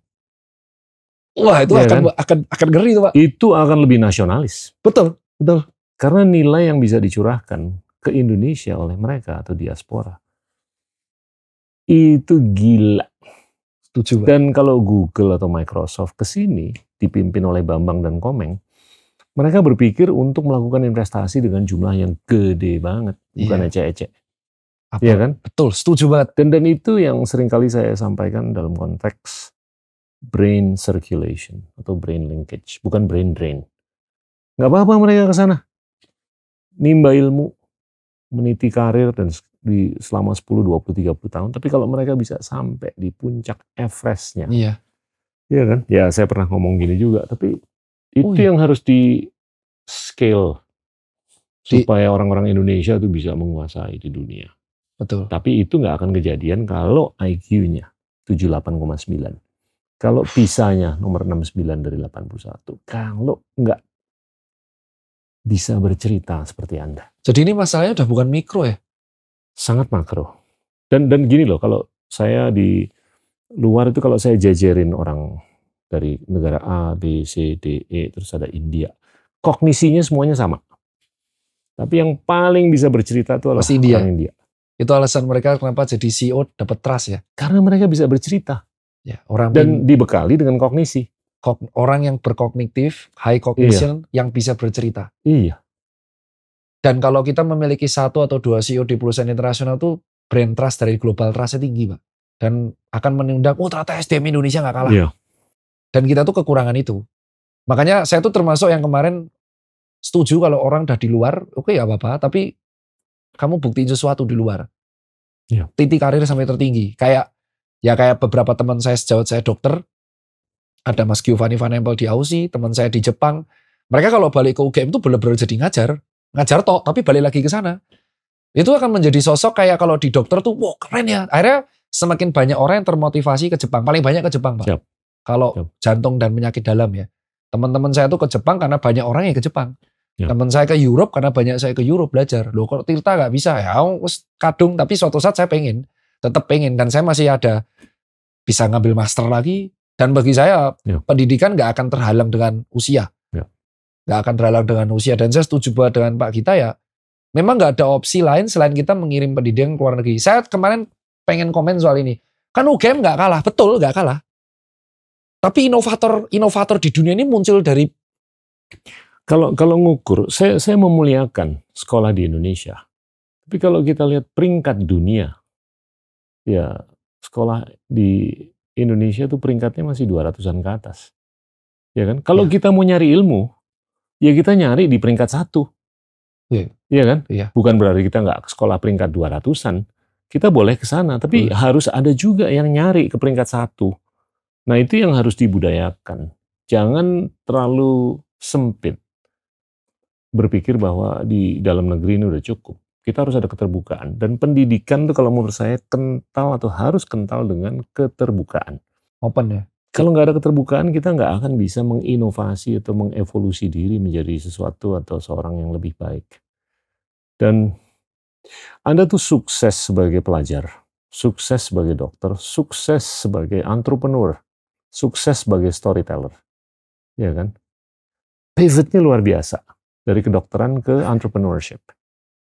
Nah ini, saya mau balik ke dimensi kesehatan. Saya mau ngajak ngobrol mengenai mental health issue. Ini kalau saya lihat Surgeon General's Report dari negara-negara maju, itu penyakit-penyakit yang sekarang paling dikhawatirkan, itu bukan jantung lagi, bukan gula lagi, bukan stroke lagi, tapi depresi, Ya, betul. anxiety, Tepat sekali. bahkan suicide. Ya. Nah ini tadi kita sempat ngalor ngidul sebelumnya ngobrol mengenai bukunya Jonathan Haidt kan, Ya, Anxious Generation, yang mana dia tuh mengedepankan hipotesa atau bahkan teori bahwa ini nyambung dengan aktivitas online yang terlalu banyak Sama dan persis. kurang aktivitas offline. Ya itu. Gimana Tirta pandangan Anda? Pas Pak kita bilang Ya. seperti dari Jonathan Haidt itu selaras Pak dengan paper-paper medis. Iya. Jadi teknologi itu berfungsi dua mata pedang. For positive side, itu akan membuat kita menuju ke level inovasi titik tertinggi. Siap. Tapi negatif impact-nya, itu membuat aktivitas kita lama di dunia teknologi daripada sekitar. Nah itu terlihat jelas sebenarnya di generasi kita. Yang di bawah saya, yang paling muda. Kenapa Gen Z itu lebih vokal untuk mengutarakan mental health-nya? Karena selama mereka hidup, mereka tuh mayoritas hidupnya sudah dipaparkan dengan teknologi. Terbiasa untuk mengekspresikan diri di media sosial. Dan terparah ya, pandemi yang terjadi di 2020 itu kan Gen Z lagi produktif. Kalau nggak SMA kuliah. Kalau nggak lagi meniti karir awal kerja. Itu Gen Z awal banget tahun 98 sampai 2000-an. Tapi rata-rata di 2020 tahun 2000 tuh masih baru kuliah semester 5-6. Dan mereka di-cut gitu aja. Pendidikan online yang akhirnya membuat aktivitas online screen time mereka tuh jadi tinggi. Dan akhirnya itu membuat yang paling tinggi itu anxiety, Pak. Kecemasan. Jadi anxiety ini ternyata berkembangnya di dua generasi loh, Pak. Ini plot twist nih. Jadi yang ngomong tuh WHO sampai ada hari anxiety dunia sama hari depresi dunia, hari kesehatan mental dunia pun ada. Itu dikatakan WHO bahwa kerugian akibat mental health di perusahaan itu tinggi sekali, nyaris triliunan dolar. Saya lupa pastinya berapa, tapi bisa dicari sendiri di WHO. Dan itu penyebab rata-rata adalah both anxiety yang terjadi di generasi 70 sampai 2000-an, 90-an, dan anxiety yang terjadi Gen Z. Sama-sama cemas, tapi cemasnya beda hal. Kalau yang generasi X itu cemas mengenai uncertainty, ketidakpastian di masa depan, rumah semakin mahal. Dan yang Gen Z itu anxiety mengenai karir path. Jadi mereka tuh bingung, nanti aku nggak bisa beli rumah. Nah akhirnya defense mekanismenya beda. Kalau Gen X itu karena terbiasa mendem, mereka memendam hal itu, dipendam terus. Nah karena Gen Z lebih vokal, mereka mengekspresikan itu di media sosial dan lebih terbuka. Nah anxiety ini Pak, endingnya apa? Menurunkan kualitas hidup. Jadi anxiety itu sangat terpengaruh dengan dua hormon, satu kortisol dan adrenal. Jadi kalau kortisolnya naik, itu akan meningkatkan faktor resiko si resistensi insulin. Nah karena kita anxiety, simpatis kita naik, kita tuh dianggap ready terus. Jadi gula kita tuh akan dinaikin terus sama, dan akhirnya ya gula kita naik, tekanan darah kita naik, yang berujung endingnya nggak jauh dari stroke dan jantung.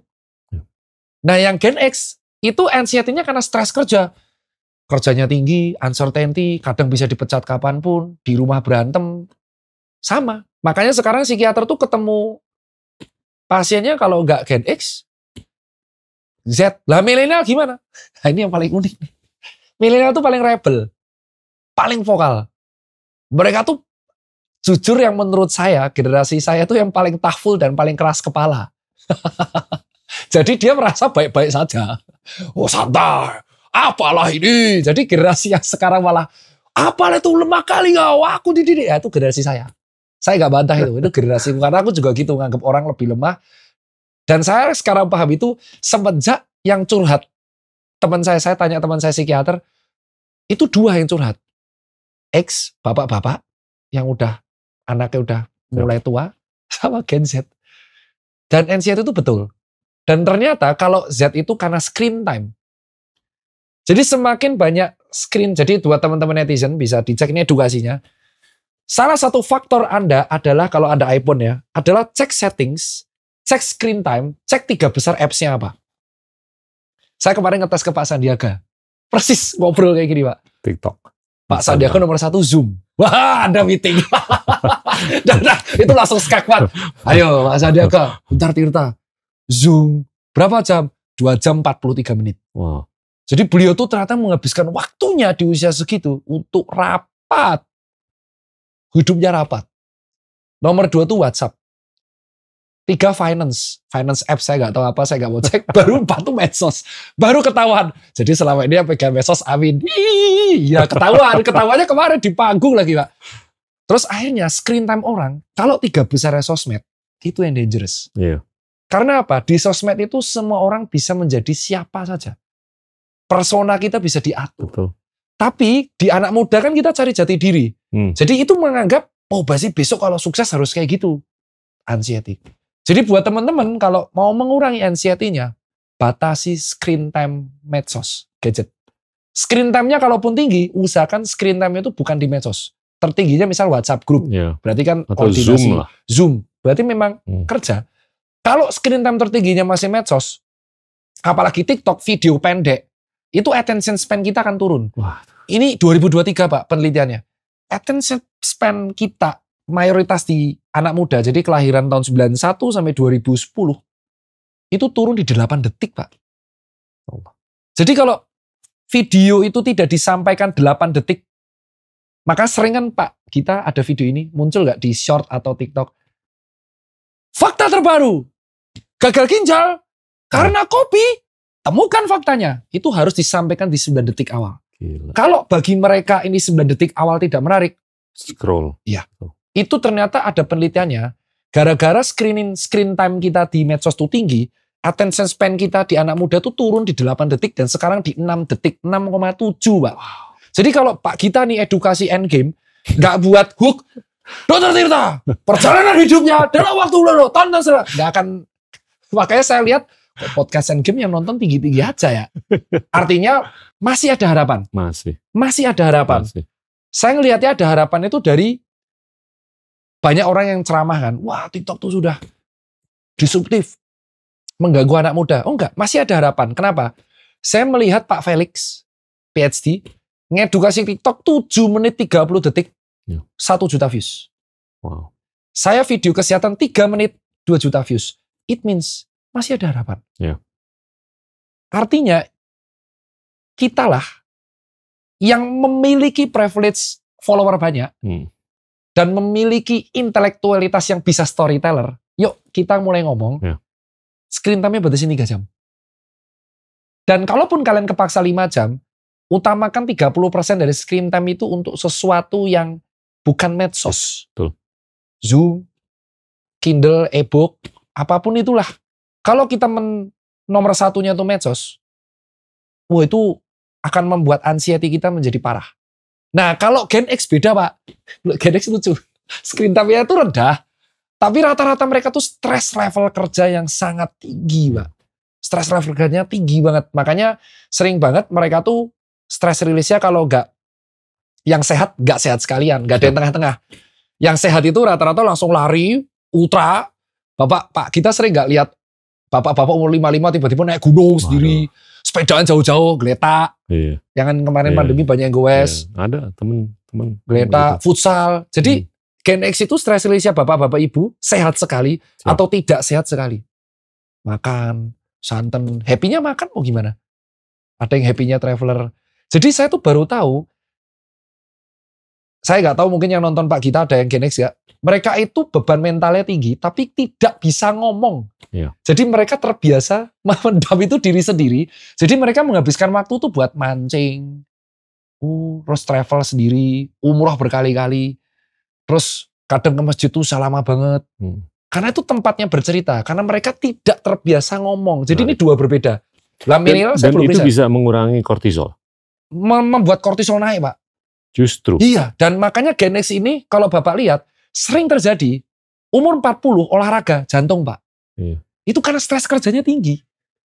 Stres kerjanya tinggi, teman kerjanya bilang, ayo bal-balan sepak bola, wah lemah kamu. Sakit jantung, Pak. Jadi menurut saya, bapak-bapak usia 40 tahun ke atas, itu stres kerjanya tinggi sekali. Bapak-bapak ibu-ibu ya, bapak-bapak ibu-ibu itu stres kerjanya tinggi. Gimana caranya untuk bisa mengurangi kortisol? stress release, menemukan kedamaian. Bisa dengan spiritual, meditasi aktif dan pasif. Kalau meditasi aktif dan statis, saya tanyanya sama ahli meditasi. Yang pertama itu meditasi aktif itu dengan cara olahraga, yoga, pilates, naik gunung, makan. Terus yang kedua tuh meditasi statis, berdoa. Meditasi beneran yang kayak di Bali, nggak apa-apa. Karena saya tidak akan bisa meminta Gen X yang notabene 10 tahun di atas saya untuk ngomong, Pak. Sulit untuk membuat mereka ngomong. Beneran nggak mau. Yeah. Kecuali saya bener-bener, mereka tuh DM anonim. Rata-rata DM saya itu anonim, curhat. Anaknya udah di umur segini. Sebenarnya rata-rata tuh stres nggak jauh dari kerja sama anak. Wah, anakku piye ki, Pak dokter piye? Anakku suruh kuliah nggak mau, aduh pusing kali aku. Rata-rata gitu, tapi nggak mau cerita. Makanya rata-rata penyakitnya nggak jauh-jauh dari diabetes mellitus, stroke sama jantung. Padahal niatnya sehat, nggak ngerokok, nggak apa. Karena stres kerja. Stres ini. Nah, Gen Z, kenapa suicide-nya naik? Stres karena anxiety. Pusing nggak tuh, Pak? Bayangin tuh. Jadi psikiater pasiennya 2 tuh besar. Milenial, paling sok kuat. Karena kita sekarang lagi di fase sangat produktif. 28 sampai 38 tahun. Ya, kami di fase sangat produktif. Jadi fase menanjak karir. Jadi kami bisa mengesampingkan itu. Dan kami terubus-terubus nih.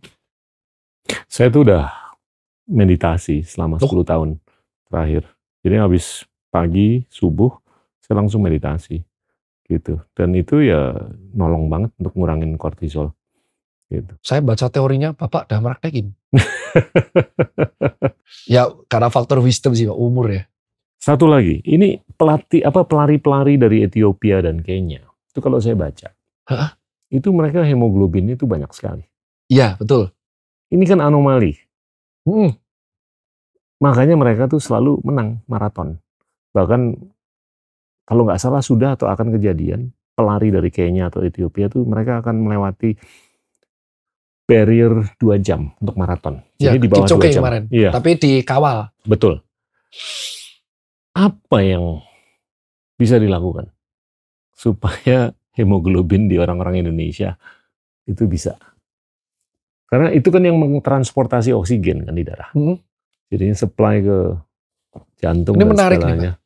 Ini kan sebetulnya ya ini di zaman yang mana kita sudah bisa mengrekayasa. Ya, menarik. Ya kan, intelligence. Ya. Yang disebut artificial intelligence, kita udah bisa mengrekayasa sel. Ya. Ya, ini bukan eugenics ya, tapi dalam batas wajar lah. Apa yang bisa dilakukan untuk supaya kita bisa lebih atletis? Oke, kalau kita rekayasanya genetis, itu nanti kita akan kebentur sama aturan doping. Siap. Itu yang membuat si Lance Armstrong kena. Jadi dia tuh ada zat yang dimasukkan ke tubuhnya untuk meningkatkan hemoglobin. Siap. Runner Ethiopia itu bisa hemoglobinnya tinggi karena selain dia latihan larinya di ketinggian 2000. Jadi hipotesa secara medis. Nairobi itu dia ketinggian 2000 atas. Ya. Jadi secara hipotesanya, kalau kita ingin meningkatkan kemampuan atletisitas dari atlet kita, baik itu lari, sepeda, olahraga, atau sepak bola, basket, pelatnas itu semua harus di dataran tinggi. Itu alasan kenapa salah satu, Pak, pelatnas kita atletik itu di Pangalengan. Karena yang membuat hemoglobin kita akan mereplikasi, itu adalah adaptasi yang namanya homeostasis. Jadi tubuh kita homeostasisnya akan beradaptasi, dan pelatnas itu harus di dataran tinggi.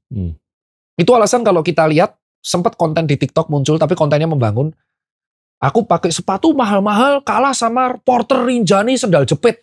Gede, Pak, sini ya, Pak. Ya karena mereka unggul secara environment. Kita olahraga buat hobi, mereka olahraga buat cari uang. Mereka nggak naik gunung nggak dapat uang. Dan mereka tuh olahraga di ketinggian tinggi, Rinjani PP tiap hari. Jadi bagi kita Rinjani itu barrier, bagi mereka Rinjani itu udah sehari-hari. Artinya apa? Kalau Anda mau seperti mereka, bangun kebiasaannya, dan kita sebagai government membuat pelatihan atlet di dataran tinggi. Tapi kembali lagi nomor 2, Pak. Untuk menghasilkan guru yang berkualitas, maka harus ada income yang berkualitas. Nah, ada uncertainty, Pak, di atlet. Jadi setelah mereka peak, melewati masa emas, belum tentu mereka semua dapat endorsement atau brand. Kalau di luar negeri, setahu saya nggak tahu Pak, saya bukan atlet lari, mungkin ini bisa dijawab sama Mas Agus Prayogo. Setahu saya kalau di luar negeri yang negara maju, atlet-atlet yang sudah pensiun itu tetap di-maintain sama pemerintah. Ya. Sehingga ada certain. Jadi orang tua itu ikhlas kalau aku pengen jadi pelari Pak.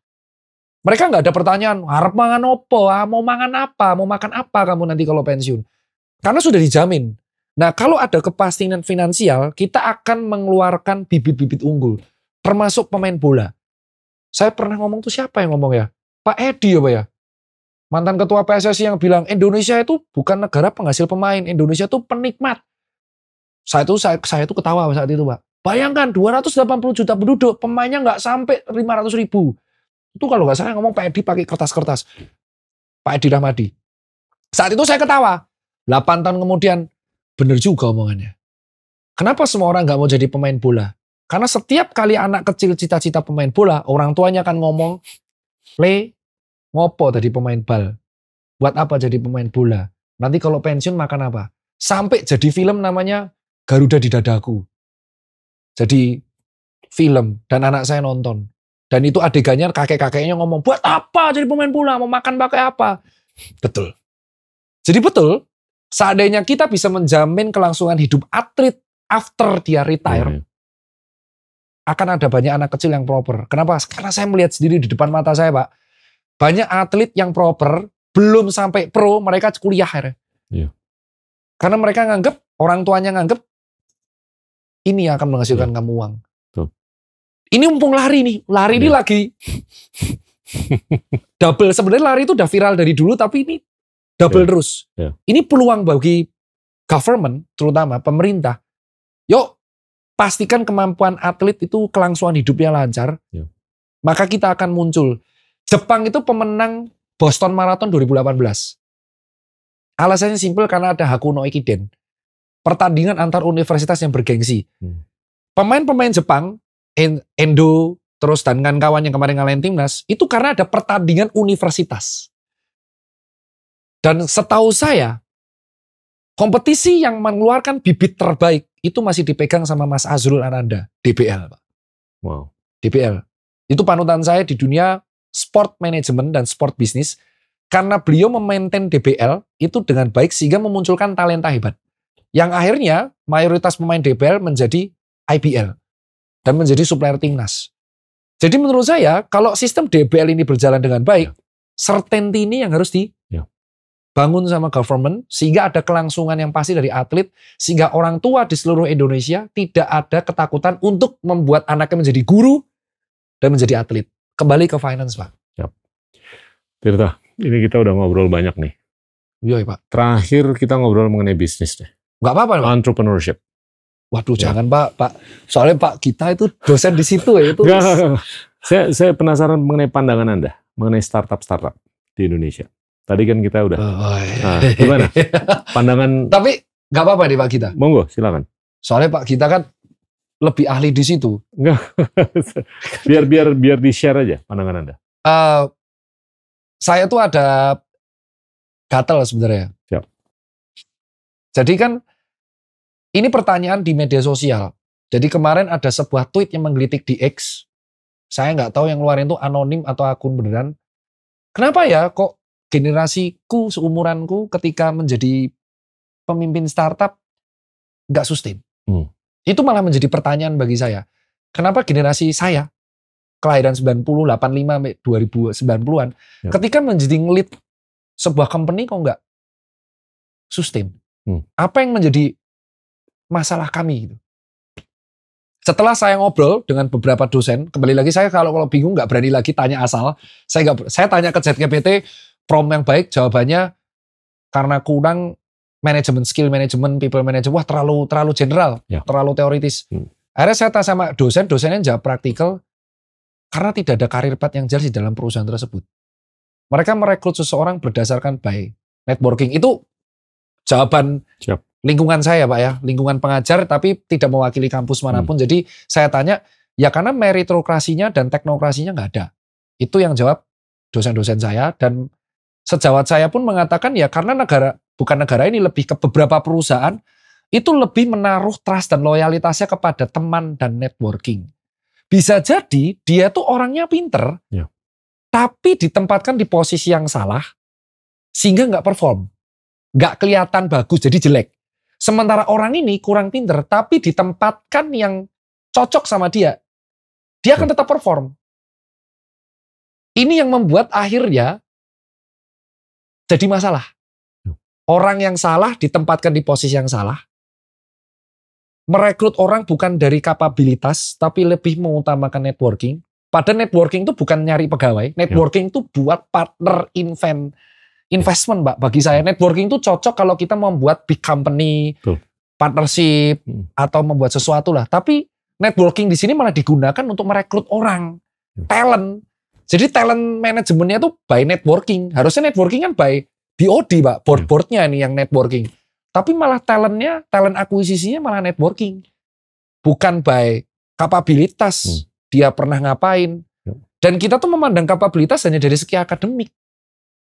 Harusnya kita memberikan opsi bahwa kalau kapabilitasnya memang dia akademiknya nggak proper, tapi ekspresinya gede itu masih proper. Dan keempat, kita tuh terbiasa membatasi sesuatu dari usia. Kan ngeselin, Pak. Itu yang akhirnya membuat pemimpin yang belum tepat memimpin perusahaan lebih cepat, terlalu cepat. Ya karena gimana, Pak? Fresh graduate nih, maksimal usia 25. Gimana tuh? Maksimal usia 25, pengalaman kerja minimal 4 tahun.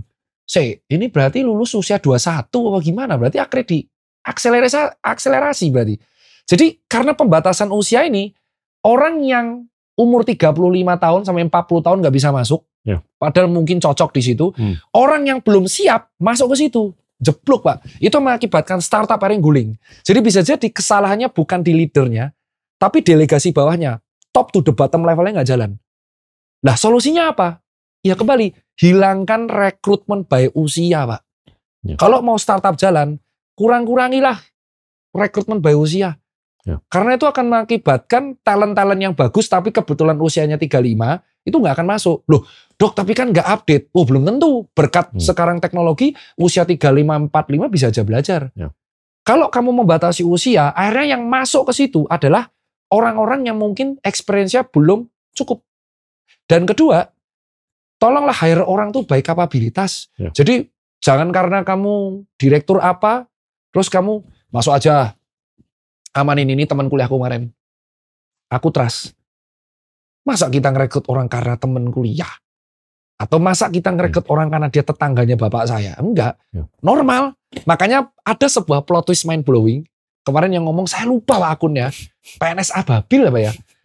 Rekrutmen terbaik itu malah justru PNS sebenarnya. Sebenarnya metode terbaik kita nggak tahu ya belakang layarnya gimana. Karena dites. Ya, karena dites. Semua orang dites. Dan akhirnya diambil talent terbaik. Metode cara terbaik itu sebenarnya PNS. Sebenar-benarnya. Karena semua orang akan dites. Dengan metode yang sama, nggak peduli kau lulusan apa, dites dan nanti diarahkan, oh kamu cocok ini, arahkan ini. Sebenarnya udah bagus, Pak. Ini kalau kita lihat, saya sering juga ngomong, pertumbuhan pendapatan per orang Asia Tenggara dibandingkan pertumbuhan per orang di Tiongkok. Untuk 30 tahun terakhir, Asia Tenggara itu tumbuhnya cuma 2,7 kali. Tiongkok 10 kali. Oh ya, sempat lihat grafiknya. Jadi ada eksponensial ya. Iya. Nah, Tiongkok itu bisa outperform dibandingkan Asia Tenggara itu karena 4 atribut. 1, investasi di pendidikan. Oh, ya, tadi 2, dibahas. investasi di infrastruktur. Iya, udah 3, governance. Titik temu antara talenta dengan good governance, kekuasaan. 4, daya saing. Kita udah ngobrol kan mengenai pendidikan tadi. Ya, betul. Nah, ini kita ngobrol mengenai meritokrasi. Iya. Kecenderungan di Asia Tenggara itu adalah untuk merekrut lebih berdasarkan patronase dan atau loyalitas daripada meritokrasi. Wah, iya, Pak. Di Tiongkok itu sangat bulat. Lo IQ-nya 70, nggak bisa. Mau lupa anaknya bos. Iya, mau anaknya atau pacarnya atau siapa, ya kan? Tapi kalau di negara-negara lain itu unsur-unsur non akademis atau non intelektual itu sangat dipertimbangkan. Tapi kalau ngomong fair, ya kolamnya juga terbatas. Karena pendidikannya juga terbatas di Asia Tenggara kan. Tadi kita udah ngobrol lah bahwasanya kurang lebih 90% dari rumah tangga itu nggak berpendidikan S1. Jadi gimana untuk membudayakan budaya seperti yang Anda alami kan. Betul. Nah ini chicken and egg kalau menurut saya. Untuk kita mencari meritokrasi, tapi supply-nya ini juga harus diperbanyak. Produk-produk pendidikan. Nah ini gimana nih ke depan menurut Anda? Dosen nih. Susah. Gak kira ini podcast menurut saya yang mikir Pak nih. Kalau jawaban pertama adalah ini saya akan worst case-nya dulu ya Pak. Siap. Akan terjadi di dunia kedokteran. Karena komplain kita tinggi banget. Ada narasi untuk mendatangkan dokter asing. Jadi karena kita tidak bisa mencetak bagi si government Menkes, mungkin kita tidak bisa mencetak dokter yang mungkin belum sesuai dengan dia. Cara instannya talent itu dipenuhi dari luar. Anda terbuka dengan konsep itu? Saya terbuka dengan semua POV, Pak. Kembali lagi belajar dari bapak saya, semua cermin itu dua sisi. Kalau saya hanya terjebak di satu, saya nggak akan bisa memahami sisi yang lain. Jadi mungkin Pak Menkes bermandang itu dari segi manajerial, karena kita lihat background-nya beliau adalah direktur utama bank dulu. Jadi beliau akan melihat sesuatu growth itu dari talent dan talent. Dokter itu terbiasa dengan pendidikan yang sangat berbelasan tahun. Jadi memang mencetak dokter dalam waktu yang cepat itu tidak akan bisa. Oh ini nyata. Dokter di Tiongkok itu 4,5 juta. 4,5 juta. Orang. Di Indonesia kalau nggak salah 250.000. Iya. Ya, kalau kita mau hitung-hitungan berdasarkan populasi atau jumlah penduduk, ya mestinya secara proporsional kita harus di atas 250.000. Itu contoh talent supply demand chicken dan telur. Jadi chicken dan egg. Mau dapat dokter yang keren berarti kita harus mencetak dokter dalam negeri. Untuk mencetak dokter dalam negeri yang proper itu perlu waktu 15-20 tahun. Beliau sebagai pemegang kebijakan, sebagai manajerial, membuat kebijakan kontrol. Ya oke, tracing aja. Tentu resisten. Ini yang pertama. Yang kedua narasi guru asing ya. Baru muncul 2 hari yang lalu oleh kalau nggak salah Prof. Stella ya. Itu sama karena talent yang nggak dipenuhi, ambil aja. Tapi masih narasi. Jadi ini problem worst case-nya adalah kalau kita terus-terusan merekrut orang dengan cara networking, padahal networking ini adalah skill yang harus dimiliki ketika kita bernegosiasi dengan klien, tapi malah dipakai untuk talent, perusahaan gede yang internasional yang masuk ke Indonesia karena ada keterbukaan investment yang mungkin kalau nggak salah Pak Gita pernah ngomong kuliahnya ini. Kalau Indonesia mau maju, maka harus membuka dana aliran investment dari perusahaan luar negeri ke Indonesia tuh sebanyaknya. Kalau nggak tercapai, ini berat. Nah, gimana mereka mau mencapai kalau talent kita lokal aja nggak memenuhi? Akhirnya mereka membuat di sini, tapi talentnya luar semua. Itu worst case terberatnya. Jadi akhirnya kita nggak bisa. Secara konsep, saya sih menerima dan mendukung. Yang mana? Konsep yang dikedepankan oleh Menkes. Ibarat kata, kalau di Sumedang ada penyakit yang hanya bisa disembuhin oleh ahli kedokteran yang datangnya dari Sudan. Ya kita harus ada keterbukaan untuk mendatangkan dokter tersebut dari Sudan. Iya kan? Selama kita nggak ada ahli atau keahlian untuk mengobati atau nyembuhin penyakit yang ada dimanapun lah. Mau di Sumedang atau dimanapun. Ini konsep yang harus dikembangkan juga dalam konteks yang lain, termasuk pendidikan. Kalau kita mau ngajar siswa-siswi di Tarakan untuk menjadi ahli fisika, dan di sana nggak ada ahli fisika, dan di Jakarta kebetulan nggak ada ahli fisika, ya kita harus ada keterbukaan untuk mendatangkan ahli fisika dari manapun. Itu namanya demokratisasi ide, dan itu pragmatisme yang kalau menurut saya nyata di Singapura. Mereka kalau toiletnya rusak, mereka akan bertanya, siapa di seluruh dunia yang bisa betulin toilet ini secara berkenan? Dan mereka ada keterbukaan. Kalau nggak ada di Singapura, kita akan ngerekrut ahli yang bisa ngebetulin toilet, mau dari Norwegia, mau dari Ethiopia, mau dari Solo, mau dari manapun, selama dia bisa dipertanggungjawabkan sebagai ahli yang bisa betulin toilet. Itu keterbukaan. Itu betul. Itu POV, kan? POV yang saya sudah dapat dan akhirnya saya menerima. Saya resisten 4 tahun lalu soal itu. Ya, asal kita ngerti bahwa kepentingannya ke depan adalah ahli yang kita datangkan tuh bisa mentransfer teknologi ke orang-orang lokal. Jadi selain kita meng-hire mereka juga mentransfer knowledge. Iya. Jadi knowledge manajemennya sudah jelas dulu kan. Betul, jangan bersembunyi di selimut nasionalisme tanpa upaya untuk mengobati, menyembuhkan yang sakit atau mendidik yang belum terdidik. Ya kan? Ini paham nih. Jadi langkahnya ada 2. Kita membuat roadmap knowledge management atau transfer knowledge. Talent terbaik dari luar negeri kita hire untuk sementara terornya melengkapi kekurangan tersebut. Di saat bersamaan, talent ini juga harus dealing untuk mentransfer ilmu kepada kita. Iya. Sehingga di saat kontraknya habis, talent kita siap, roadmap-nya udah jalan. Monggo. Iya, kalau kita udah siap, ditutup pintunya. Ya itu solusi yang kan? mau tidak mau salah satu yang resikonya paling kecil sih. Dan dulu tuh saya resisten Pak Gita, saya setuju buat. Dulu saya membuat keputusan tuh sesuai dengan idealisme. Siap. Sekarang saya pakai fishbone analysis, diagram Ishikawa tuh mengambil keputusan resikonya paling kecil. Menurut saya ini resikonya paling kecil. Nasionalisme itu harus termanifestasi dalam ketahanan nasional. Iya.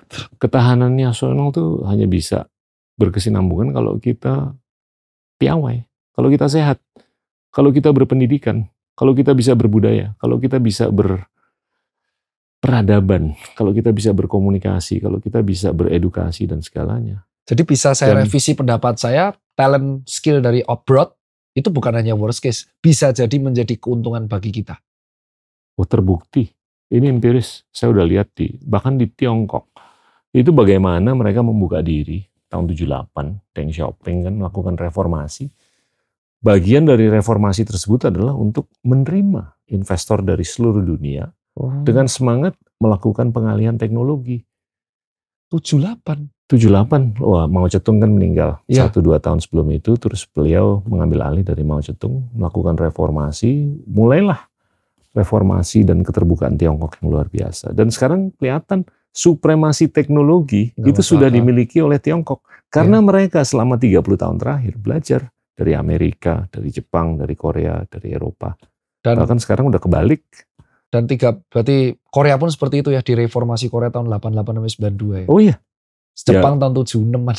76 ya, Park Chung-hee dan segalanya. Tapi kalau menurut saya ini nggak gampang untuk mengubah mindset di Indonesia. Untuk supaya ada keterbukaan. Dan saya sangat percaya dengan demokratisasi ide. Ya ide itu. Kalau di situ belum ada ide, ya dibuka pintunya untuk ide itu datang. Dan ide dari itu, manapun. Ya, ini menarik banget ya. Mungkin kalau teman-teman saya di dokter dengar Pak Gita langsung paham POV-nya. Itu langsung paham. Karena jujur ya Pak Gita, kalau saya problem karena saya di health facility care ya. Handle 30 pasien itu lebih sulit handle 30 dokter spesialis daripada handle 30 pasien, Pak. Iya. Karena masing-masing dokter spesialis itu akan pengen didengar. Iya. Jadi ide Pak Gita tuh kayaknya alih-alih Pak Menkes yang ngomong, mending Pak Gita aja yang ngomong langsung ketemu. Jadi menariknya di situ, dan POV-nya tuh memang saya setuju. Jadi saya sempat ngomong sama teman-teman dokter, Pak. Ditanya, kamu pro gak sih sama Menkes? Langsung to the point ngomongnya. Bukan soal pro atau kontra. Saya jelasin POV-nya. Pak Menkes tuh buat kebijakan dari sisi manajerial. Oke, beliau bukan dokter. Jadi kita pahami, mereka memandang sebagai manajerial yang kebetulan direkrut untuk menghandle sistem kesehatan. Clear, situ dulu. Siap. Anda sebagai praktisi kesehatan, tak jawab. Yang kebetulan BOD-nya adalah non-manajerial. Benturannya soal perubahan. Iya. Anda pengen perubahan pelan-pelan. Beliau pengen perubahan cepat-cepat. Apa yang harus dilakukan? Ya Anda harus ketemu di tengah.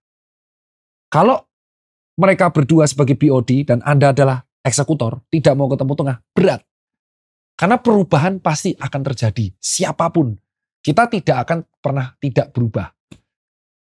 Nah, sulitnya adalah yang mau berubah adalah biasa yang dokter muda. Karena mereka lebih terbuka dengan generasi saya. Generasi saya itu sekarang jadi spesialis semua. Baru 3 tahun, 4 tahun yang sering saya ajak podcast tuh generasi yang sekarang jadi spesialis. Dan mereka lebih terbuka. Iya. Saya lihat yang terakhir sama ahli urologi. Iya, Dr. Wisda. Itu Iya. kalau ngedukasi sangat plot twist. Dia tidak pernah melarang pasien apapun. Dia selalu bilang boleh asal nggak berlebihan. Kan beda banget sama dokter zaman dulu. Nah, dokter yang resisten kita tidak bisa menyalahkan juga. Makanya Pak Menteri pun kalau ini mau jalan lancar, duduk di tengah triangle asset of company. Jadi ya sebagai pembuat kebijakan, Komisi 9, dokter-dokternya. Cuman kan ini egonya gede semua. Karena nggak mau duduk di tengah, ya udah jadilah kayak gini. Ibarat kalau di company ya Pak Gita sama saya Pak Gita pengen perubah. Pak Gita nyewa satu orang konsultan, mungkin McKinsey atau PwC buat perubahan. Saya ngelawan. Udah hancur lah lama-lama perusahaannya. Dan ini kejadian terus di BPJS nanti. BPJS kan kita udah mulai bleeding terus ya. Kebetulan direkturnya dulu mantan dekan saya, Pak Gufron. Jadi ya bleeding terus. Ya kalau kita bleeding terus ini memang berat nanti rumah sakit. Bisa gagal bayar dan kawan-kawan. Makanya ini harus segera diatasi. Baik dari segi BPJS yaitu financial management di healthcare-nya, insurance, atau dari segi talent manajemennya. Dan itu ayam dan telur. Dan ya gimana ya Pak kalau balik ke startup ya bukannya di startup ya memang ternyata perkataan dosen saya itu benar. Meritokrasi itu sangat sulit dilakukan di sini. Budaya kita dari dulu tuh ngerekrut orang dari orang yang dipercayai, loyalitas. Apa namanya?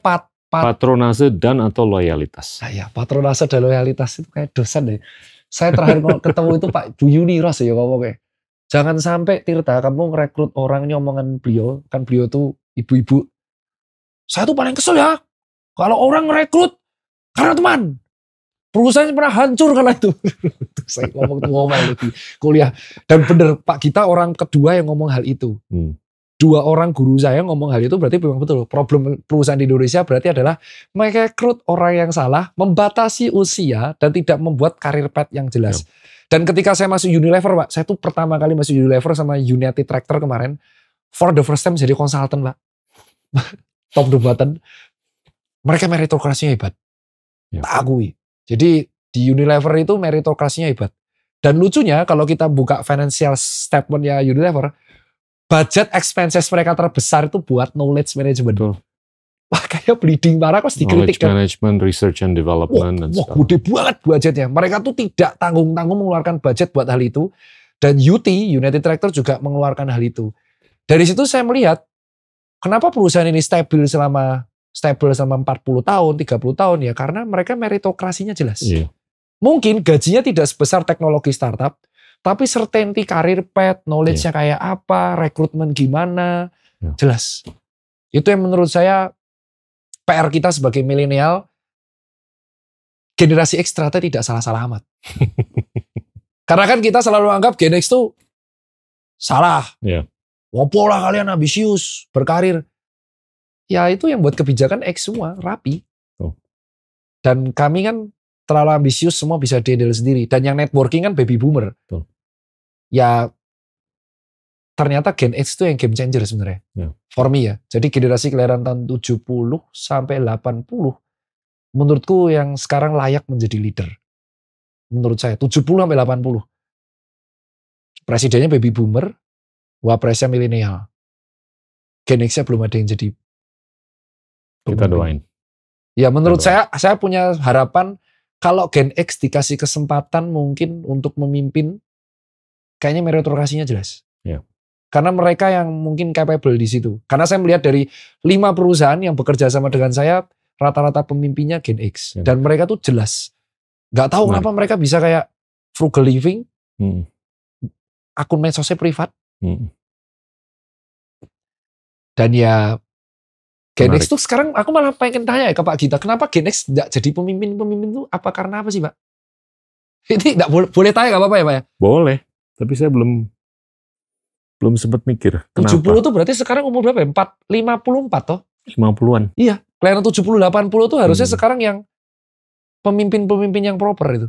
Tapi kalau mereka nggak terlalu aktif di sosmed, itu mungkin kriteria yang positif. Iya, nggak aktif ya? Nggak aktif banget. Dan kalau mereka bulat, merekrut berdasarkan meritokrasi, itu atribut yang luar biasa. Dan kita butuh ke depan, siapapun lah, pemimpin cewek atau cowok, yang bulat bisa memilih berdasarkan meritokrasi. Bukan hanya di pemerintahan, tapi di entrepreneurship juga, Iya. di akademia, akademisi juga, di Iya. manapun lah. Ini sekarang kan Meritokrasi. ya saya sering kali ngomong nih, era yang kental dengan festivalisasi atau sensasionalisasi, kurang intelektualisasi. Ini yang harus dikedepankan. Makanya ya ngobrol begini kan mudah-mudahan bisa dirasakan sebagai proses intelektualisasi. Wah, ini ilmu buat saya malahan, Pak. Gitu. Belajar banyak ya. Malah justru saya semakin bulat. Kan cita-cita saya sekarang berubah. Ending saya itu, ya saya belum cerita itu, jadi saya endingnya malah pengen sekolah terus. Jadi pengen ngajar. Saya di UGM sekarang. Amin. Saya sekarang di UGM bantuin humas. Siap. Dan saya jadi beberapa guest lecture di 2 kampus. Bagus. Jadi ternyata mungkin saya punya privilege di income. Jadi saya tahu gaji dosen itu di Indonesia belum seproper di Finlandia atau di Jerman. Jadi saya memiliki privilege untuk transfer ilmu tanpa memikirkan income. Anda harus mikirin gimana supaya Anda bisa ngajar di luar juga. Guest lecture. Itu Pak. Makanya. Sulit ya Pak. Enggak, karena Anda tuh storytellingnya tuh luar biasa. Gimana Anda bisa bercerita di luar mengenai Indonesia. Itu nasionalisme. Saya belum dapat pernah. Sekali saya dapat chance tuh saya tolak ya Pak. Pas waktu di S1. Ya insya Allah ada kesempatan lagi. Itu penyesalan terbesar saya. Itu ketika saya ngobrol mimpi. Bakal datang lagi. Percaya. Bakal datang. Tirta ini udah mau 2 jam nih. Ada pesan-pesan akhir untuk teman-teman. Saking asiknya ngobrol. Kalau pesan saya buat teman-teman ada generasi saya dulu ya Pak ya. Siap. Saya pesan tuh selalu by umur. Jadi buat teman-teman yang kelahiran 85-95 dan sekarang lagi di fase membangun karir. Saya yakin kalian pasti punya anak 2 tahun atau mungkin masih child free. Kalau punya uang, gunakan uangmu tersebut buat 2 hal ini. Investasi terpenting itu bukan deposito penting, oke. SUN sangat penting, tapi gunakanlah untuk sebelum beli emas, 1 knowledge, 2 health. Menurutku itu bukan expenses. Kalian nggak akan pernah nyesel kalau kalian ngeluarin uang buat 2 hal ini. Medical check up, olahraga, pendidikan, karena ini akan kalian panen 10 tahun lagi. Percayalah kalau kalian di kelahiran 85-95. Itu buat kalian nih. Buat adik-adikku, jadi kelahiran 97, 96 ke atas. Kalau 96, 97 itu kasihan, disebut milenial, kemudaan, disebut Z, ketuaan. Terserah kalian mau gimana. Tapi buat generasi Z yang di bawahku, kalian lebih pintar dari aku. Jujur aku ngomong, kalian lebih pintar dari aku. Di ITB aku ketemu kalian tuh lebih ambisius, IP-nya lebih tinggi, dan kalian lebih memiliki soft skill di atasku. Kalian bahkan rata-rata bisa Orange, Tableau, Power BI lebih proper dari aku. Jadi gunakan teknologi buat hal yang proper. Kutu loncat itu gak apa-apa, jadi kalian gak loyal terhadap satu company. Tapi bukan berarti sistem yang kaku itu salah. Ini buat kalian nih. Jadi kadang sesuatu yang sudah kaku atau saklek, itu yang membuat path-nya lebih jelas. Kalau kalian terus berubah, itu akan membuat instability di masa depan di usia 35. Dan kita tuh di usia tua akan capek untuk berubah. Jadi gunakan teknologi untuk bermanfaat. Dan kalau kalian mau cari pengalaman untuk kutu loncat gak apa-apa, tapi nanti kalian akan menemukan stabilitas di satu perusahaan. Ini sekarang buat kakak kelasku, kakak angkatanku yang Gen X. Karena sekarang di fase umur mungkin 50 tahunan, 45, 50 atau 55. Percayalah mimpi itu gak akan selesai dengan angka. Jadi kalau kalian sekarang merasa karirnya stuck, posisinya tidak pernah jadi BOD, mentok di manajer senior, gak masalah. Tapi matimu tuh cuman sekali loh. Jadi saya kasih tahu ya. Revisi pendapat ini buat kalian yang usia 50 tahunan, karena saya punya tim itu usia 50 tahunan. Driver saya bisa mengubah beliau untuk lari bisa 6 kilo, dan itu perubahan hal kecil. Jadi buat kalian Gen X, perubahan hal kecil itu hal positif. Perubahan tuh gak harus besar, gak harus kita resign, gak harus kita jadi gede, enggak. Tapi setidaknya mati itu cuma sekali, hidup tuh berkali-kali. Jadi setidaknya kalian bisa hidup lagi di esok harinya. Apresiasi hal kecil. Jangan terbiasa apresiasi hal besar. Kayak contoh, aku harus sukses karena punya tanah besar. Aku harus sukses karena aku punya rumah buat anakku 2. Enggak. Hal kecil itu juga penting. Mungkin kalian kurang melihat hal kecil ini sehingga kalian akan ruwet sendiri nanti. Jadi kalau kalian masih kerja dan karir mentok, gunakan kesempatan itu untuk eksplor hal kecil lain. Walaupun labanya cuma 7 juta per bulan atau 5 juta per bulan, setidaknya kalian pernah merasakan berbisnis itu apa, atau setidaknya kalian pernah merasakan pengalaman lain event itu kecil. Itu 3. Dan moga-moga kalian tidak pelit ilmu ke generasi saya karena kita harus berkolaborasi. Dan buat Pak Gita, itu idola ibu saya, idola bapak saya. Amin. Bapak ibu saya bicarain jenengan langsung bertahun-tahun. Teman-teman saya di kantor nonton podcast jenengan. Adalah sebuah kebanggaan saya bisa di sini. Biasa saya nonton kuliahnya jenengan di Stanford. Sama-sama. Dalam bahasa Inggris dan susah banget Pak materinya. Bisa ini adalah privilege yang mungkin saya nggak bisa ulang lagi. Jadi saya bisa berjanji pada diri saya dan Pak Gita, ilmu yang saya dapatkan di sini insya Allah akan saya share lagi ke teman-teman dan ke publik. Terima kasih banyak. Tirta. Siap. Yeah. Teman-teman, itulah Dr. Tirta Mandira Budi. Terima kasih banyak. Inilah Endgame.